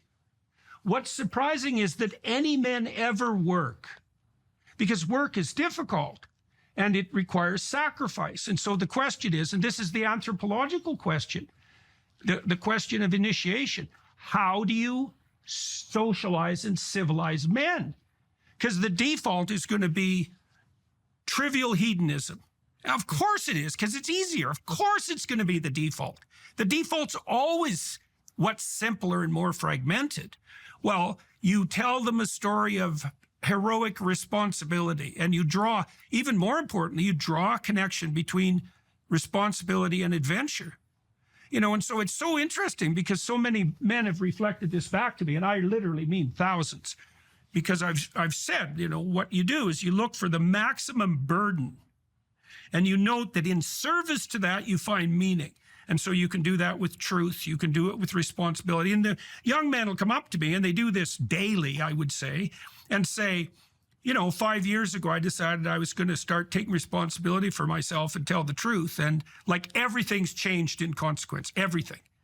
And so what we're doing this bigotry of soft expectations with men. And one of the things I got right at the beginning was, see, the male attitude towards younger men isn't the feminine ethos of acceptance. So you could imagine the dynamic in a family is that this is a stereotype, but I'm going to go with it anyways. The mother says to the child, "You're lovely the way you are." And the father says, I kind of like you, but you could be a lot more. And those are good. Those are really good together, you know, because when the child goes out from the mother, he's encouraged, let's say, by the masculine, go out. And then when he's exhausted, or she's exhausted for that matter, she can come back to the mother and be accepted. And that's the standard pattern of, you know, security seeking and then exploration. Now, what I've been doing with young men is saying to them, you could be a lot more than you are. And it's an insult in a way, because it means you're not good enough now, but it prioritizes the optimized future self. And that's actually hugely advantageous, you know? And so I think what we're doing that's wrong with young men, well, and I think we're doing it to young women too in a more subtle manner, is not asking, not requiring, or even demanding nearly enough. So they default to trivial hedonism, obviously. Why? I was at the Modern Art Museum of Art in New York. I'm afraid I don't remember which one, unfortunately. But I was in this amazing room. You know, it had all these priceless paintings from the late Renaissance hanging in it. You know, each painting worth, who knows, $1 billion maybe. They're priceless paintings. So the room it's a shrine, and it was full of people from all over the world who were looking at these paintings. You think, well, what the hell are these people doing coming to this room looking at these paintings? Like, what are they up to? One of them was a painting of the Assumption of Mary, right? Brilliantly composed. And there was all these people looking at it. And I thought, what are they doing? They don't know what that means. Like, why are they looking at that painting? Why is it in this room? Why does it cost $1 billion? Why is that painting worth so much? And the answer to that is, well, we don't really know. Like, it happened. They're sacred objects in some sense, and we gaze at them in ignorance and wonder. And the reason for that is that the unknown shines through them at us and in partially articulated form. And so,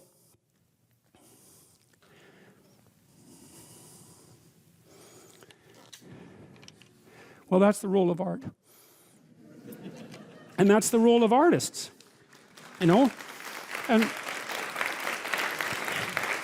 Real artists are contending with the unknown, right? And they're possessed by it. They have a personality trait, openness, that makes them do that. They can't even help it. And I've had lots of creative people in my clinical practice, and I can tell you the worst thing for creative people is to not be creative, because they just die.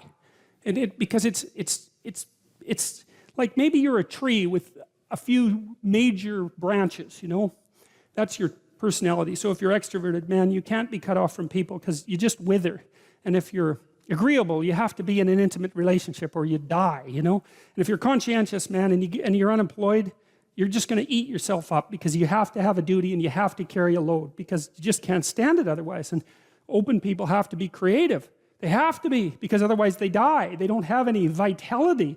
And so they're cursed with the necessity of putting a foot out into the unknown and making sense of it. And then they're also cursed with the necessity of trying to make a living while they're doing that, which they can't, because you can't. It's almost impossible to monetize creative action, as many of you who are creative will no doubt find out. It's very, very frustrating. It's not that creative action is without value, right? Because the creative people are entrepreneurs, and the creative people revitalize cities, and the creative people make things magnificent and beautiful. You think about what's happened in Europe over the last 1,000 years, say 2,000 years, this amazing, unbelievable collaboration to make things so beautiful that they're jaw-dropping when you walk into them. And you think about the economic value of that, right? I mean, I think it's either France or Spain that's the most visited country in the world. It's one of those two. I think there's more tourists in France than there are people most of the time. And part of the reason for that is it's just so damn beautiful. You just can't stand it. And you think, what's the economic value of that? It's absolutely incalculable. And what's interesting too is that you build that beauty in, and then the farther away you get from it in time, the more valuable it becomes, right? Instead of decaying, it has exactly the opposite effect. Its value magnifies. And one of the things that I'm deeply ashamed of as a Canadian is that our sense of beauty is so underdeveloped. We're so primitive. It's not even primitive, that's the wrong word, because, you know, I don't know what it is. It's second rate. It's second rate at least. It's terror too, because people are afraid of beauty. But the idea that art is, the conservatives really have a problem with this in particular, because conservative people tend not to be that creative. And it's a mystery by temperament. It's a mystery to me, because they should be concerned with economic development, and beauty is so unbelievably crucial to economic development that it just yells out at you, you know?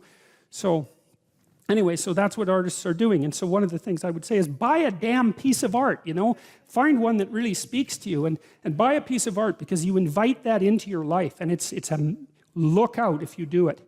If it's a real piece of art, because you'll also get a little introduction to the artist, and then that'll seep into your life, and that'll change things like mad.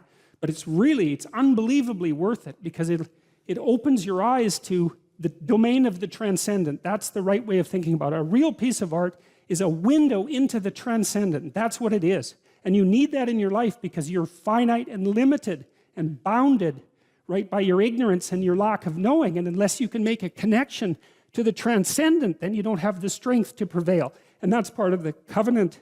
That's part of the covenant with God. And you can see that, because you look at these magnificent cathedrals that our civilization built over the centuries. You know, some of those, they're still building this Sagrada Familia in Barcelona, right? And it's an amazing building. I think it's going to take them like 300 years to build that. You know, people in the Middle Ages, they'd start building a cathedral and they think, we'll be done this in 300 years. You know, imagine the vision that it took to invest in something like that. We look at quarterly reports. We can't think 300 years into the future to build something of that kind of remarkable, what? Those cathedrals are so, they're perfect, they're trees first, right? They're a forest, right? The Gothic cathedrals, they're a forest, and the sun is shining through the branches. That's the stained glass, and they're the perfect balance of light and structure, because they're representing something about the proper structure of being, which is something like the proper balance between light and structure. And they represent like the sacred tragedy of mankind. That's why they're in the shape of a cross. And they're open to the sky. That's why they have a dome. And they're full of gold so that it glitters, because that's like the city of God, you know?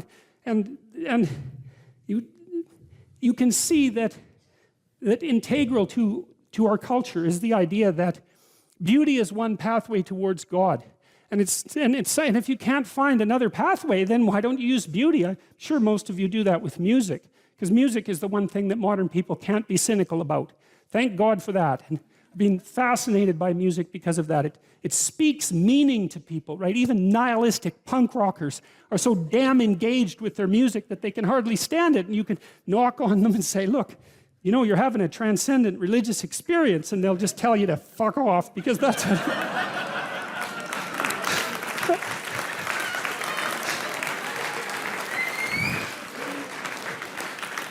because that's what punk rockers have to do. But but that's still what's happening, you know. I mean, it's still what's happening. So I got into all that because I was talking about the Bible as literature, you know, and trying to lay out, because we need in our culture to justify the arts. And you have to, I don't want to do that by talking about high culture, talking about something abstract and evanescent. That's the wrong way to go about it. This is vital. You know, like one of the things that's really interesting about the University of Toronto is that the one side of the campus where we are is beautiful, medieval cathedral, and the other side is god-awful factory. And, you know, and the thing is, the attitude towards knowledge has paralleled that architectural transformation.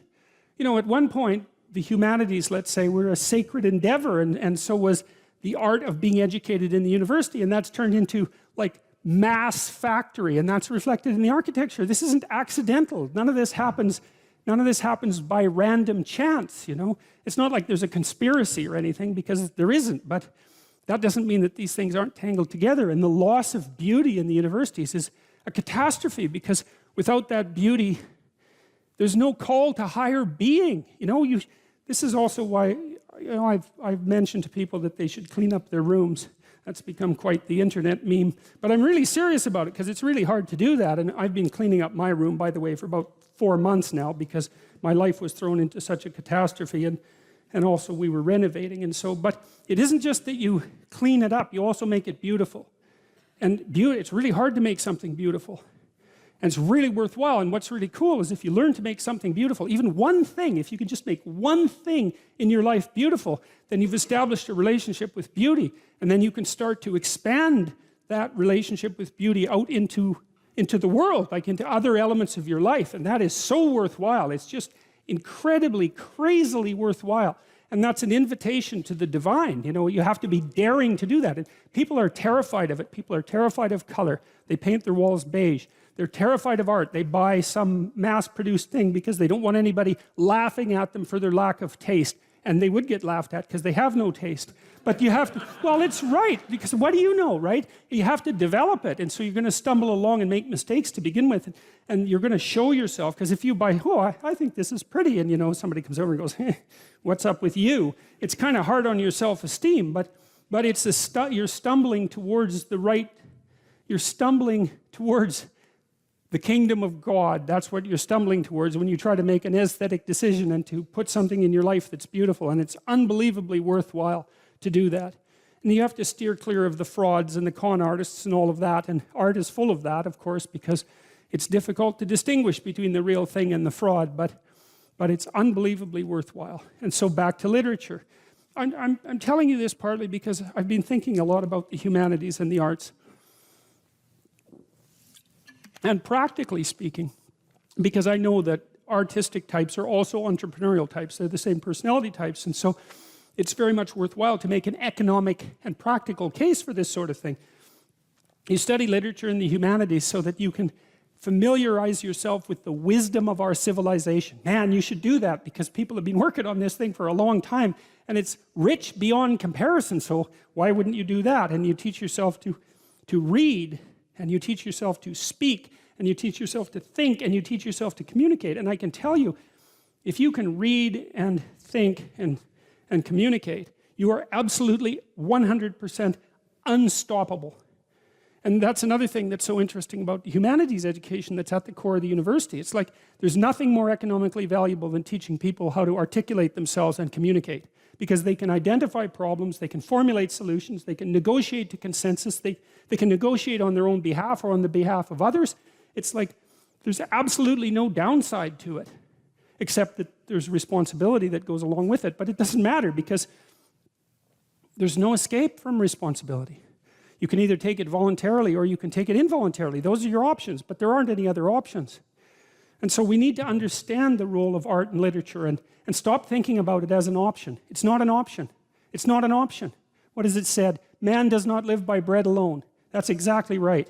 We live by beauty. We live by literature. We live by art. And literally, not metaphorically. We cannot live without it because life is too dismal and tragic in the absence of the sublime. If you're going to be an entrepreneur, you almost have the opposite profile as a soldier.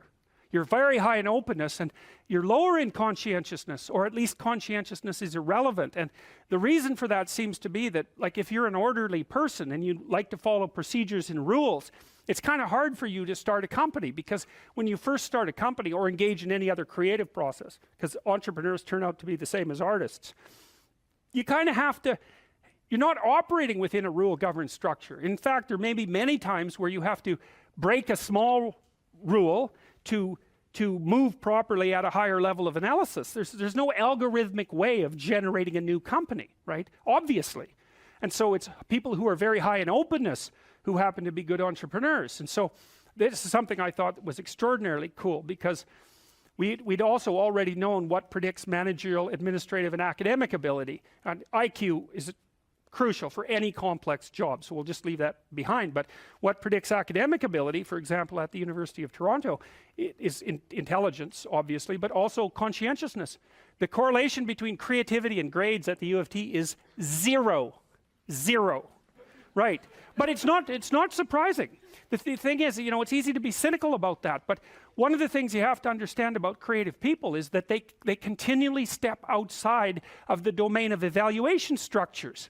Right? Because if you're going to say you're going to evaluate the performance of 100 professors on their lecturing ability, well, you kind of have to measure what's common across all the professors in order to come up with the standards for evaluation. Well, that means you're not going to be able to use that structure to evaluate a particularly creative professor, because he or she is going to do something in a way that's so different that it won't show up on the evaluation measure.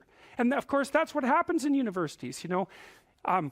Somebody sent me, a couple of days ago, somebody sent me an essay that they had written for their master's thesis that was wildly creative, and they were basically told to leave the program and that they couldn't continue. Not in a mean way. What happened was that what they were thinking was so outside of the conventions in the discipline is that no one had any idea what to do with the essay. So and that's really the lot of creative people, right? They're always stepping outside of evaluation structures. And so it's not that surprising that the relationship between creativity and grades at the U of T is 0. We found out as well, by looking at graduate student performance across multiple institutions, that there was a negative correlation between creativity and graduate school performance. It wasn't even 0, it was worse than negative. Being creative was negative. And you think, well, that could make you cynical as well, but you can't be cynical in that way, because one of the things that happens in science is that science tends to progress incrementally rather than in great leaps. Now and then someone comes along who blows the structure out of a science and advances it ridiculously, like Einstein. But like, most people aren't Einstein, and maybe thank God for that. Most of the time, you're in a discipline, you understand the discipline, and then once you've developed understanding of the discipline, you know what the next micro question is that should be answered.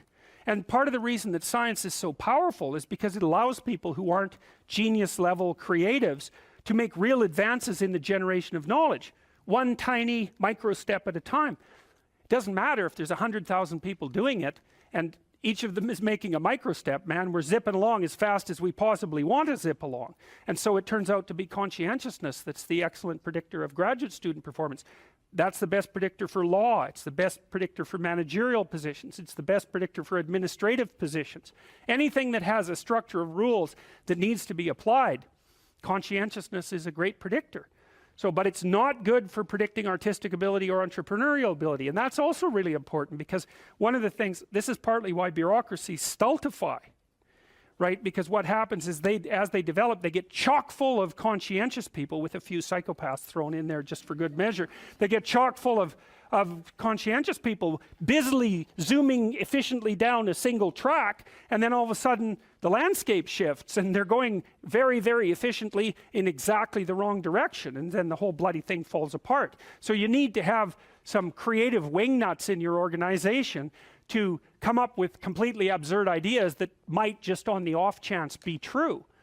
And so creativity is strange in that manner too, because it's a high risk, high return game. You're a lot safer in your life to find a functioning entity and to operate as a cog within it, as long as the entity keeps functioning. Because if you're creative and you go off on tangents all the time, there's some probability that one of those tangents is going to be exactly what is needed at the time, and you're going to become hyper successful as a consequence. But there's much more probability that even though some of your ideas might be highly valuable, the probability that this is the right time and place for them is extraordinarily low.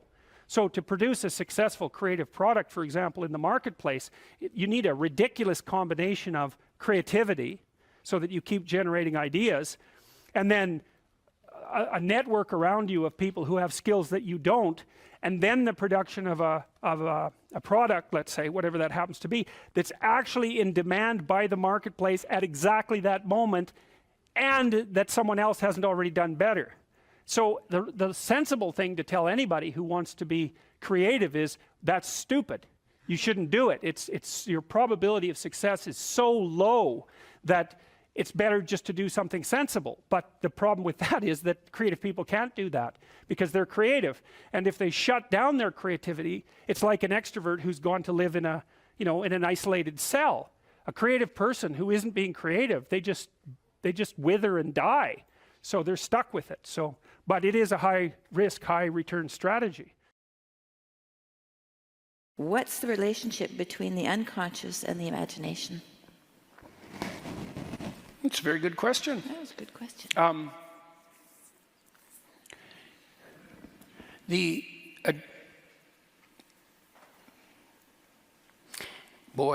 dream is how the implicit structure of your perception and value hierarchy reveals itself to you. Now, I'll have to unpack that, but so the dream, the implicit structure that guides your attentional focus and constitutes the structure of your value hierarchy reveals itself to you in the dream. So let's unpack that. It took me really like 40 years to figure this out, so it's hard to unpack. It's very hard to unpack. What the hell are you up to? And the answer is, you don't know. Why? Because you're really, really complicated. And yet you can see the world, which is a very difficult thing to do because there are a lot of ways to see the world. There's an infinite number of ways to see the world. And the fact that you can see it one particular way is nothing short of a miracle, and you certainly don't know how you do it. As far as you're concerned, you just look at the world and there it is. And there's a lot going on to make that happen. I mean, half your brain is devoted specifically to visual processing, and the other half is integrally involved. So for example, when you do something like look at a bottle, you think, you see bottle, you think bottle, you evaluate bottle, you pick up bottle. That's the order of perception to action. Sensation, perception, emotion, action. Or sensation, perception, emotion, thought, action. That's how we think. That's just not true at all. When you see a bottle, the motor grip you would use to pick it up is automatically primed by the perception. So even your motor cortex that governs your actions participates in the shaping of your perception. Almost everything you see in the world is a usable object or a pathway or an obstacle. You don't see things, because there's an infinite number of things. You don't see things and then overlay a value structure on that. the value structure is implicit in the perceptions. The value structure is implicit in the perceptions. And then the people who've made much of implicit bias sort of know that, although they're not smart enough to think through what they accidentally discovered.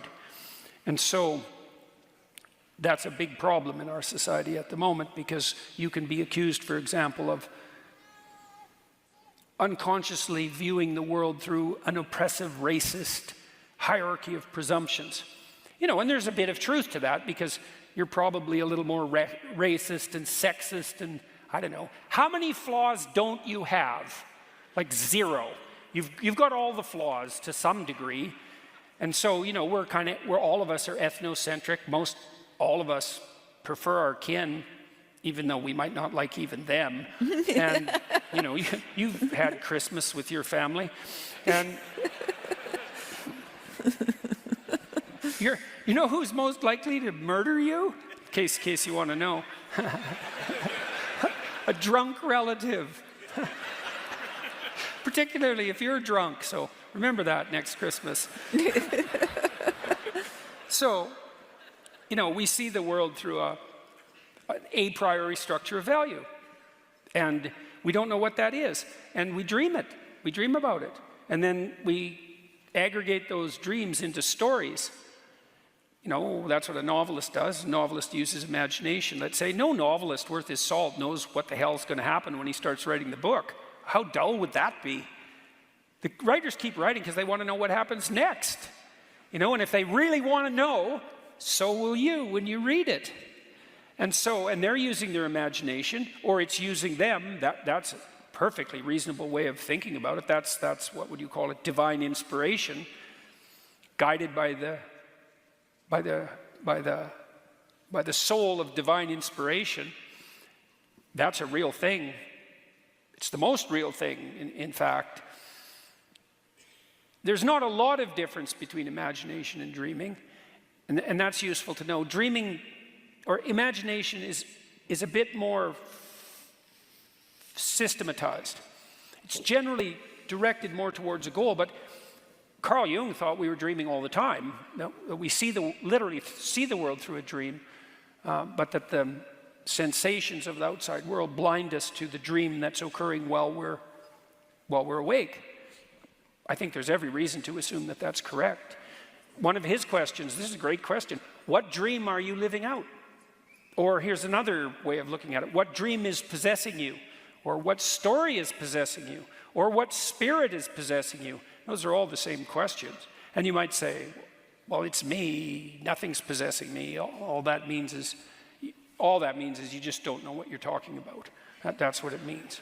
Even if you're a hedonist, you know, an impulsive hedonist, the dream that's possessing you is the dream of pain and cost-free instantaneous gratification. And if that's not a dream, man, that's a delusion. That's how dream-like that is. It's no one with any sense at all who thinks for more than a second, and so you don't if you're an impulsive hedonist. No one who thinks for a second ever thinks that's going to work. You know, you might think you can get away with it. You might dream you can get away with it. Something's operating in your imagination. You can use your imagination like you would use a dream. That's extremely useful.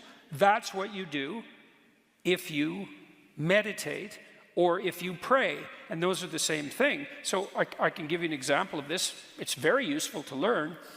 So I have this program online called Future Authoring, and it helps people develop a vision for the future. And you need a vision because the people perish without a vision. A vision it identifies the tools and the obstacles, and it gives you a pathway forward. It stops your anxiety and gives you hope. No vision, you're hopeless, fragmented, disunited, and anxious. You have to have a vision. It has to be a guiding vision. It has to be a uniting guiding vision. And you might say, well, how do I develop a vision like that? And here's how. Try this. If students do this for 90 minutes, it decreases the chance they'll drop out of university by 50%. So that's how well this works. That's quite something. Okay, so here's the game. So it's not an easy game, but but you can do it badly and it'll still work. So that's a good game. So the first part of the game is give yourself the benefit of the doubt for the purposes of the game. Imagine that the universe would not grind cataclysmically to a halt if something as horrible and wretched as you had an okay time. So it's hard for people to grasp that because, you know, you might think of people as selfish and self-centered and out for themselves, all of that. Most people aren't like that. There's about 4% of people who are like that, and like look the hell out for them, and they're online trolls by and large. And the clinical evidence for that's very clear, by the way. And it's pretty much them and not you if you're in interaction with them. It's all about them. But most people are the opposite of that. Most people are better to other people than they are to themselves. You know, most people are harder on themselves than they are on anyone else. And, you know, there's something admirable about that because it means to some degree that you're looking out for other people. But there's something that's not admirable about it because it means that you're not treating yourself with the respect that someone with your intrinsic worth must have to flourish. And so, and the problem is, of course, you know more than anyone else what the full range of inadequacies, what your full range of inadequacies most precisely is. You also know all the stupid things you've ever done. And that's a heavy burden, and it's hard to look at yourself, knowing what you know about yourself, and then think that you deserve anything other than suffering for your sins. And so it's really hard for people to treat themselves like they would. This is something else I learned from Carl Jung. You know, there's this biblical injunction to love your neighbor as if he were yourself. But that sort of presumes you love yourself. Most people are better at loving their neighbors. But it's actually an equation, that rule. It's like, so the first part of the equation is, you should act out the proposition that it's incumbent upon you to strive to put your life together so the best possible thing could happen to you. You should strive to take care of yourself as if you're taking care of someone you love. That's hard because you know you're trouble. So that's the first part of the game, is you have to play. It's like, okay, let's admit for a second that it wouldn't be the end of the world if I wasn't being roasted over a slow fire all the time for my iniquities. I'll give myself a break, okay? Now, so that's the first. That's hard. You got to think that through. You know, you got to open yourself up to the possibility that the earth wouldn't crack open and swallow you up if you dared to imagine that things maybe could go okay for you if you did the right thing. And then the next thing you do is you got to ask yourself a question.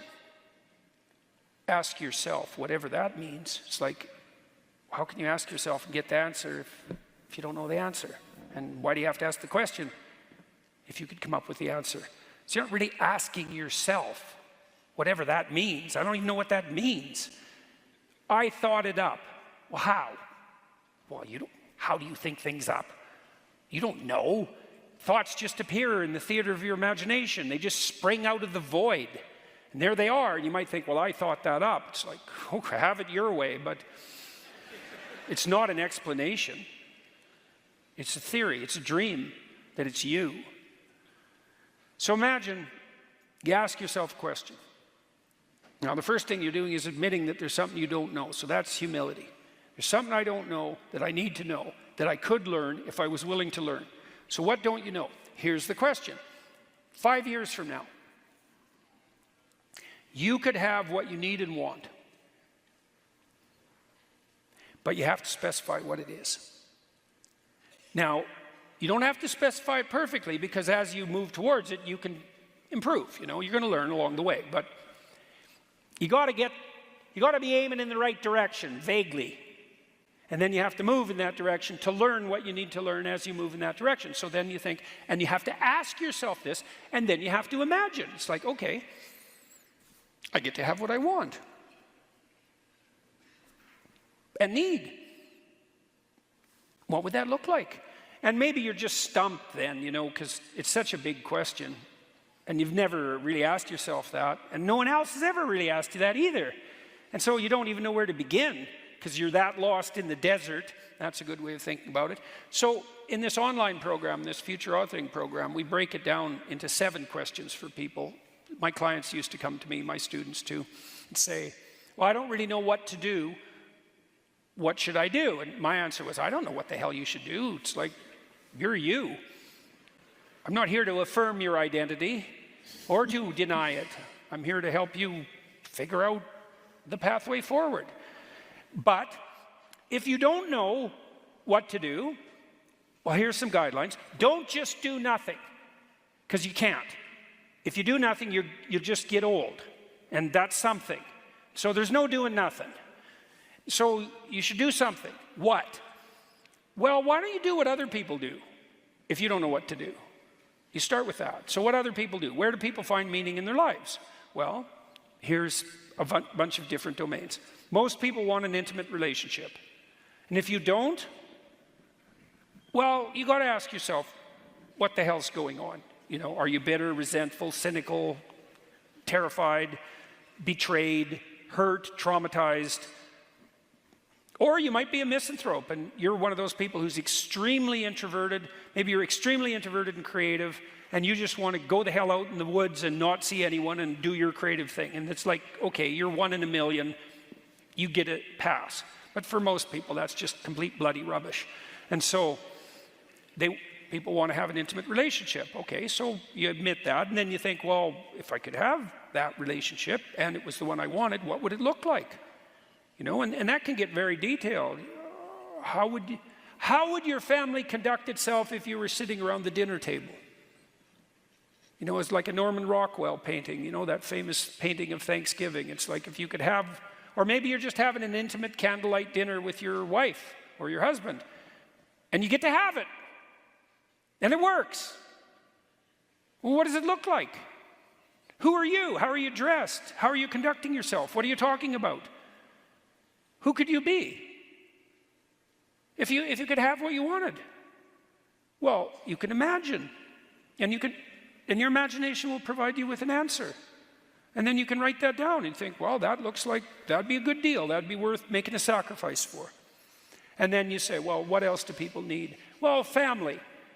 Well, that might mean children. It might mean repairing the relationship with the children you already have. Might mean your parents, if you're fortunate enough to still have them, or unlucky enough, depending on the parents.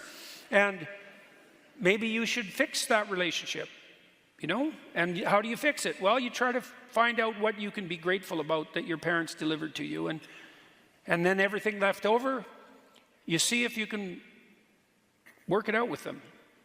And then you think, well, if I had a relationship with my father that I would want to have, what would that look like? And then there you go. You got some work to do right there. You know, Tammy did that, I don't know, 10 years ago? 10, 15 years ago.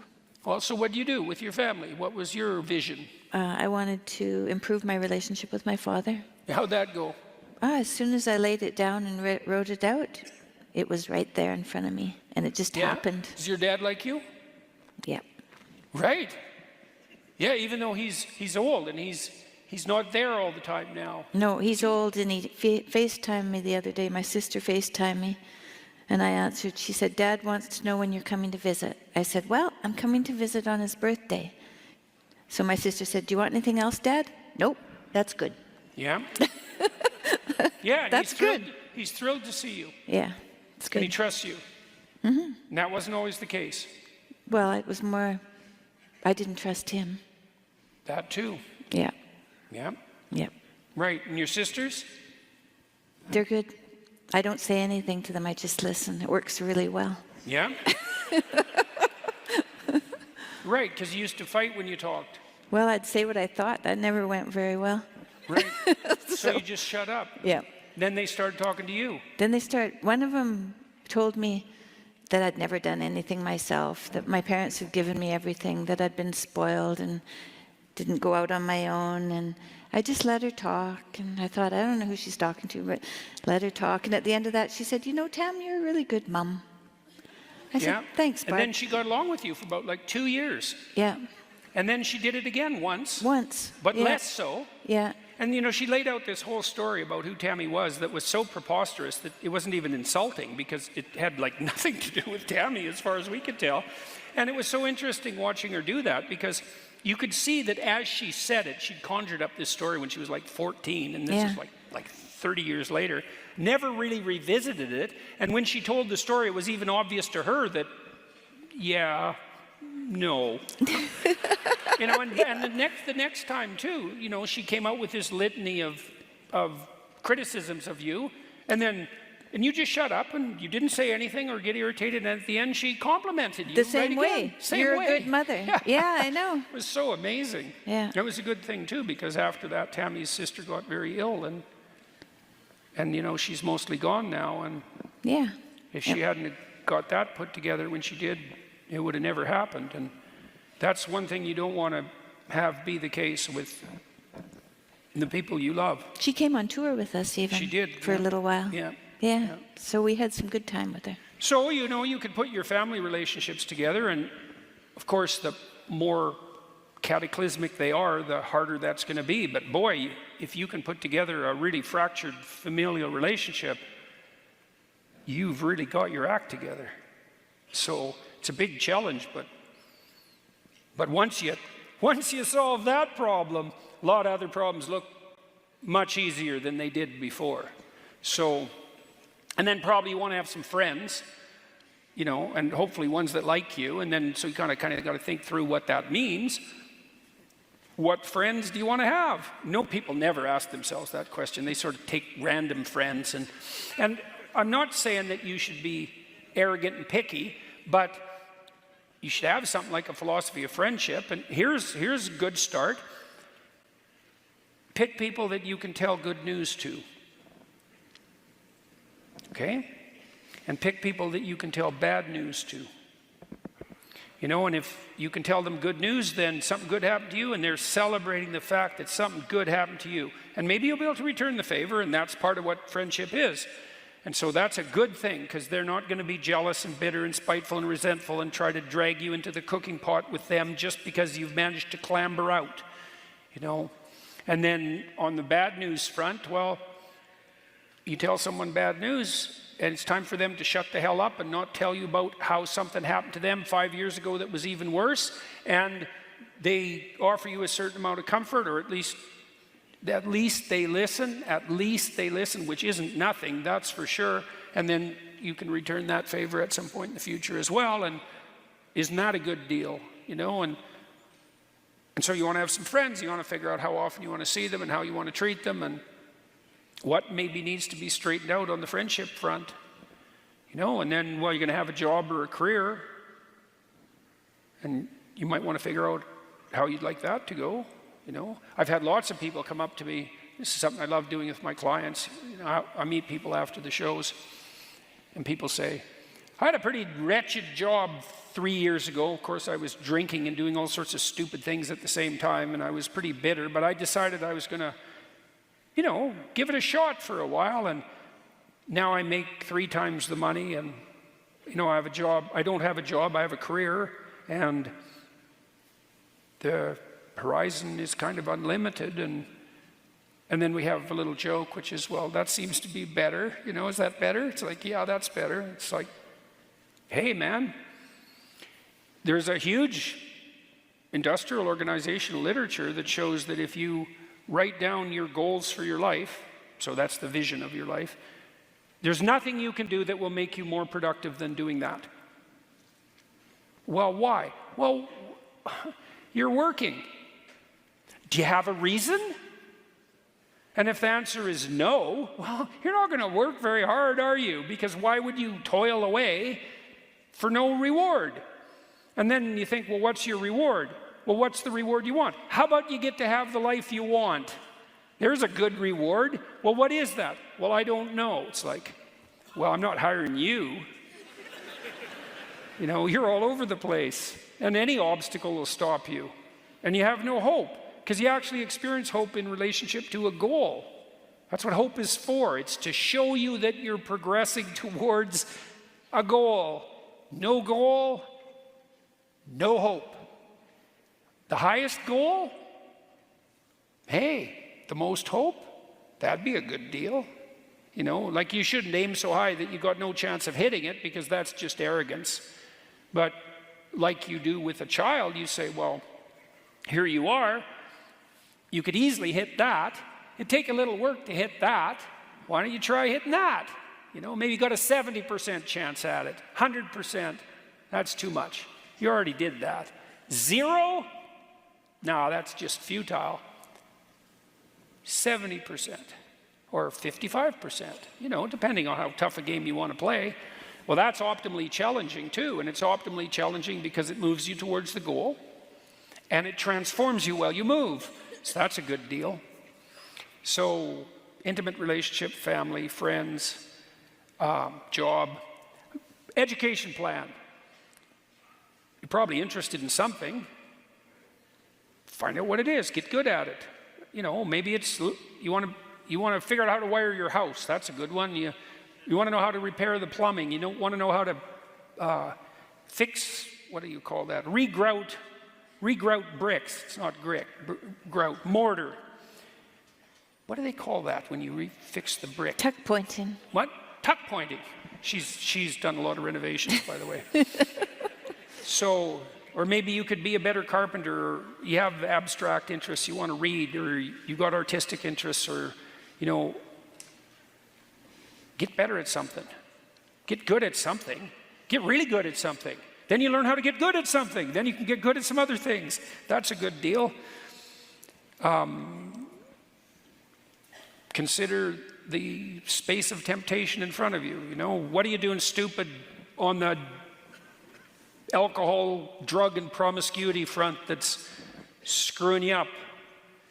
You know, and maybe that's quite a good time and you don't want to give it up, but if you had something better to do, maybe do that instead. That's the best way out of alcoholism, for example. Hardly anybody gets out of alcoholism without something approximating a religious transformation. That's been known even by extremely secular researchers for like 60 years. There's almost no alcohol treatment programs work. In fact, I don't think there's evidence that any of them work. They can get you through withdrawal, but almost everybody relapses. But what works? Well, lots of people quit on their own, but if you investigate that, it's because they have something like a spiritual transformation. And if you investigate that, you find out that they found something better to do.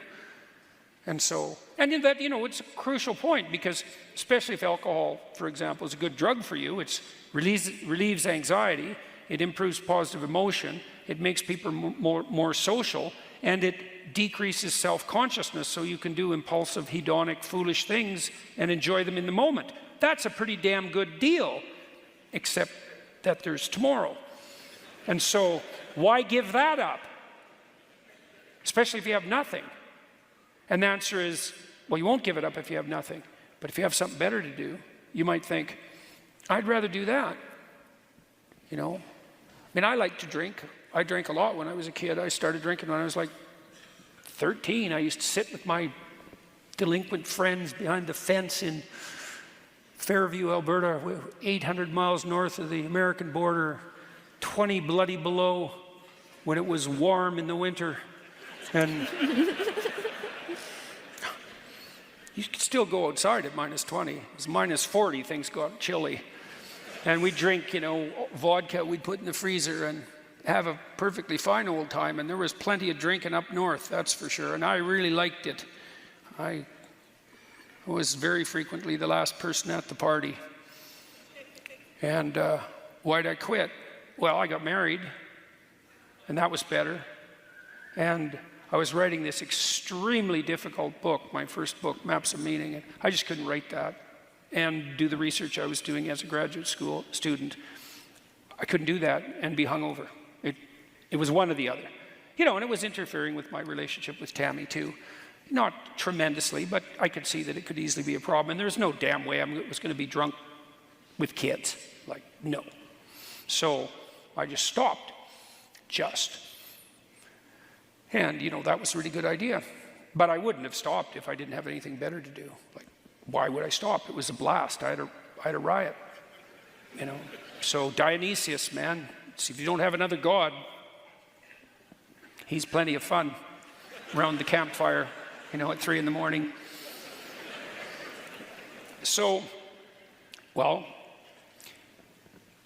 here's another thing you could consider. You know, what responsibility have you adopted on the civic front? You know, do you belong to a community of any sort? And if you don't, you're probably lonesome. And, you know, a sports club, a businessman's club, a chess club, a reading group. Those are pretty local. A neighborhood association. Political party. You know, you wonder, how can those politicians be so... You can list the adjectives, you know, after that. And the answer is, because the people who aren't like that aren't doing that. And maybe you're one of them. You know, if you're so smart, why the hell aren't you shouldering your civic burden? You know, and you think, well, I'm cynical of politics, you know, I haven't got time for that. It's like, fair enough, but you're going to take what you can get then, aren't you? And then also you have zero, in this country, you have zero grounds for being cynical. And why do I say that? Well, first of all, there isn't a better country, as far as I can tell. And, you know, and that's damning with faint praise, because I'm comparing you to other actual countries instead of who you could be. But as far as when you stack your countries up, you're at the top of a dismal pile. And so, so this is about as good as it gets. And then you have these political parties, and, you know, the less said about them, the better, you could say. But I know perfectly well, this is 100% true, that both political parties at every single level are dying for competent people. It's certainly the case that the Biden administration did not have enough competent people to fill the roles it had to fill. And that's not just a casual criticism. I know this. I've talked to people who tried to staff the positions. They know perfectly well that many of the people who are filling the positions aren't the people for the positions. So why are they there? It's like, well, they took what they had. So, and I'll tell you something else about being involved in a political party, and I know this to be true as well. If you join one and you work, if you're reliable and careful and, you know, willing to start at the entry place, you'll move so quick that it will traumatize you. Because you'll think, oh my God, you're kidding. I can move that far up that quickly, knowing how little I know? It's like, yeah. So you might want to think about that. You know, here's a rule. I didn't write this in my book. All abdicated responsibility is vacuumed up by tyrants and used against you. Right? So if you're not involved politically, then you're at the whim of those who are. And that's that.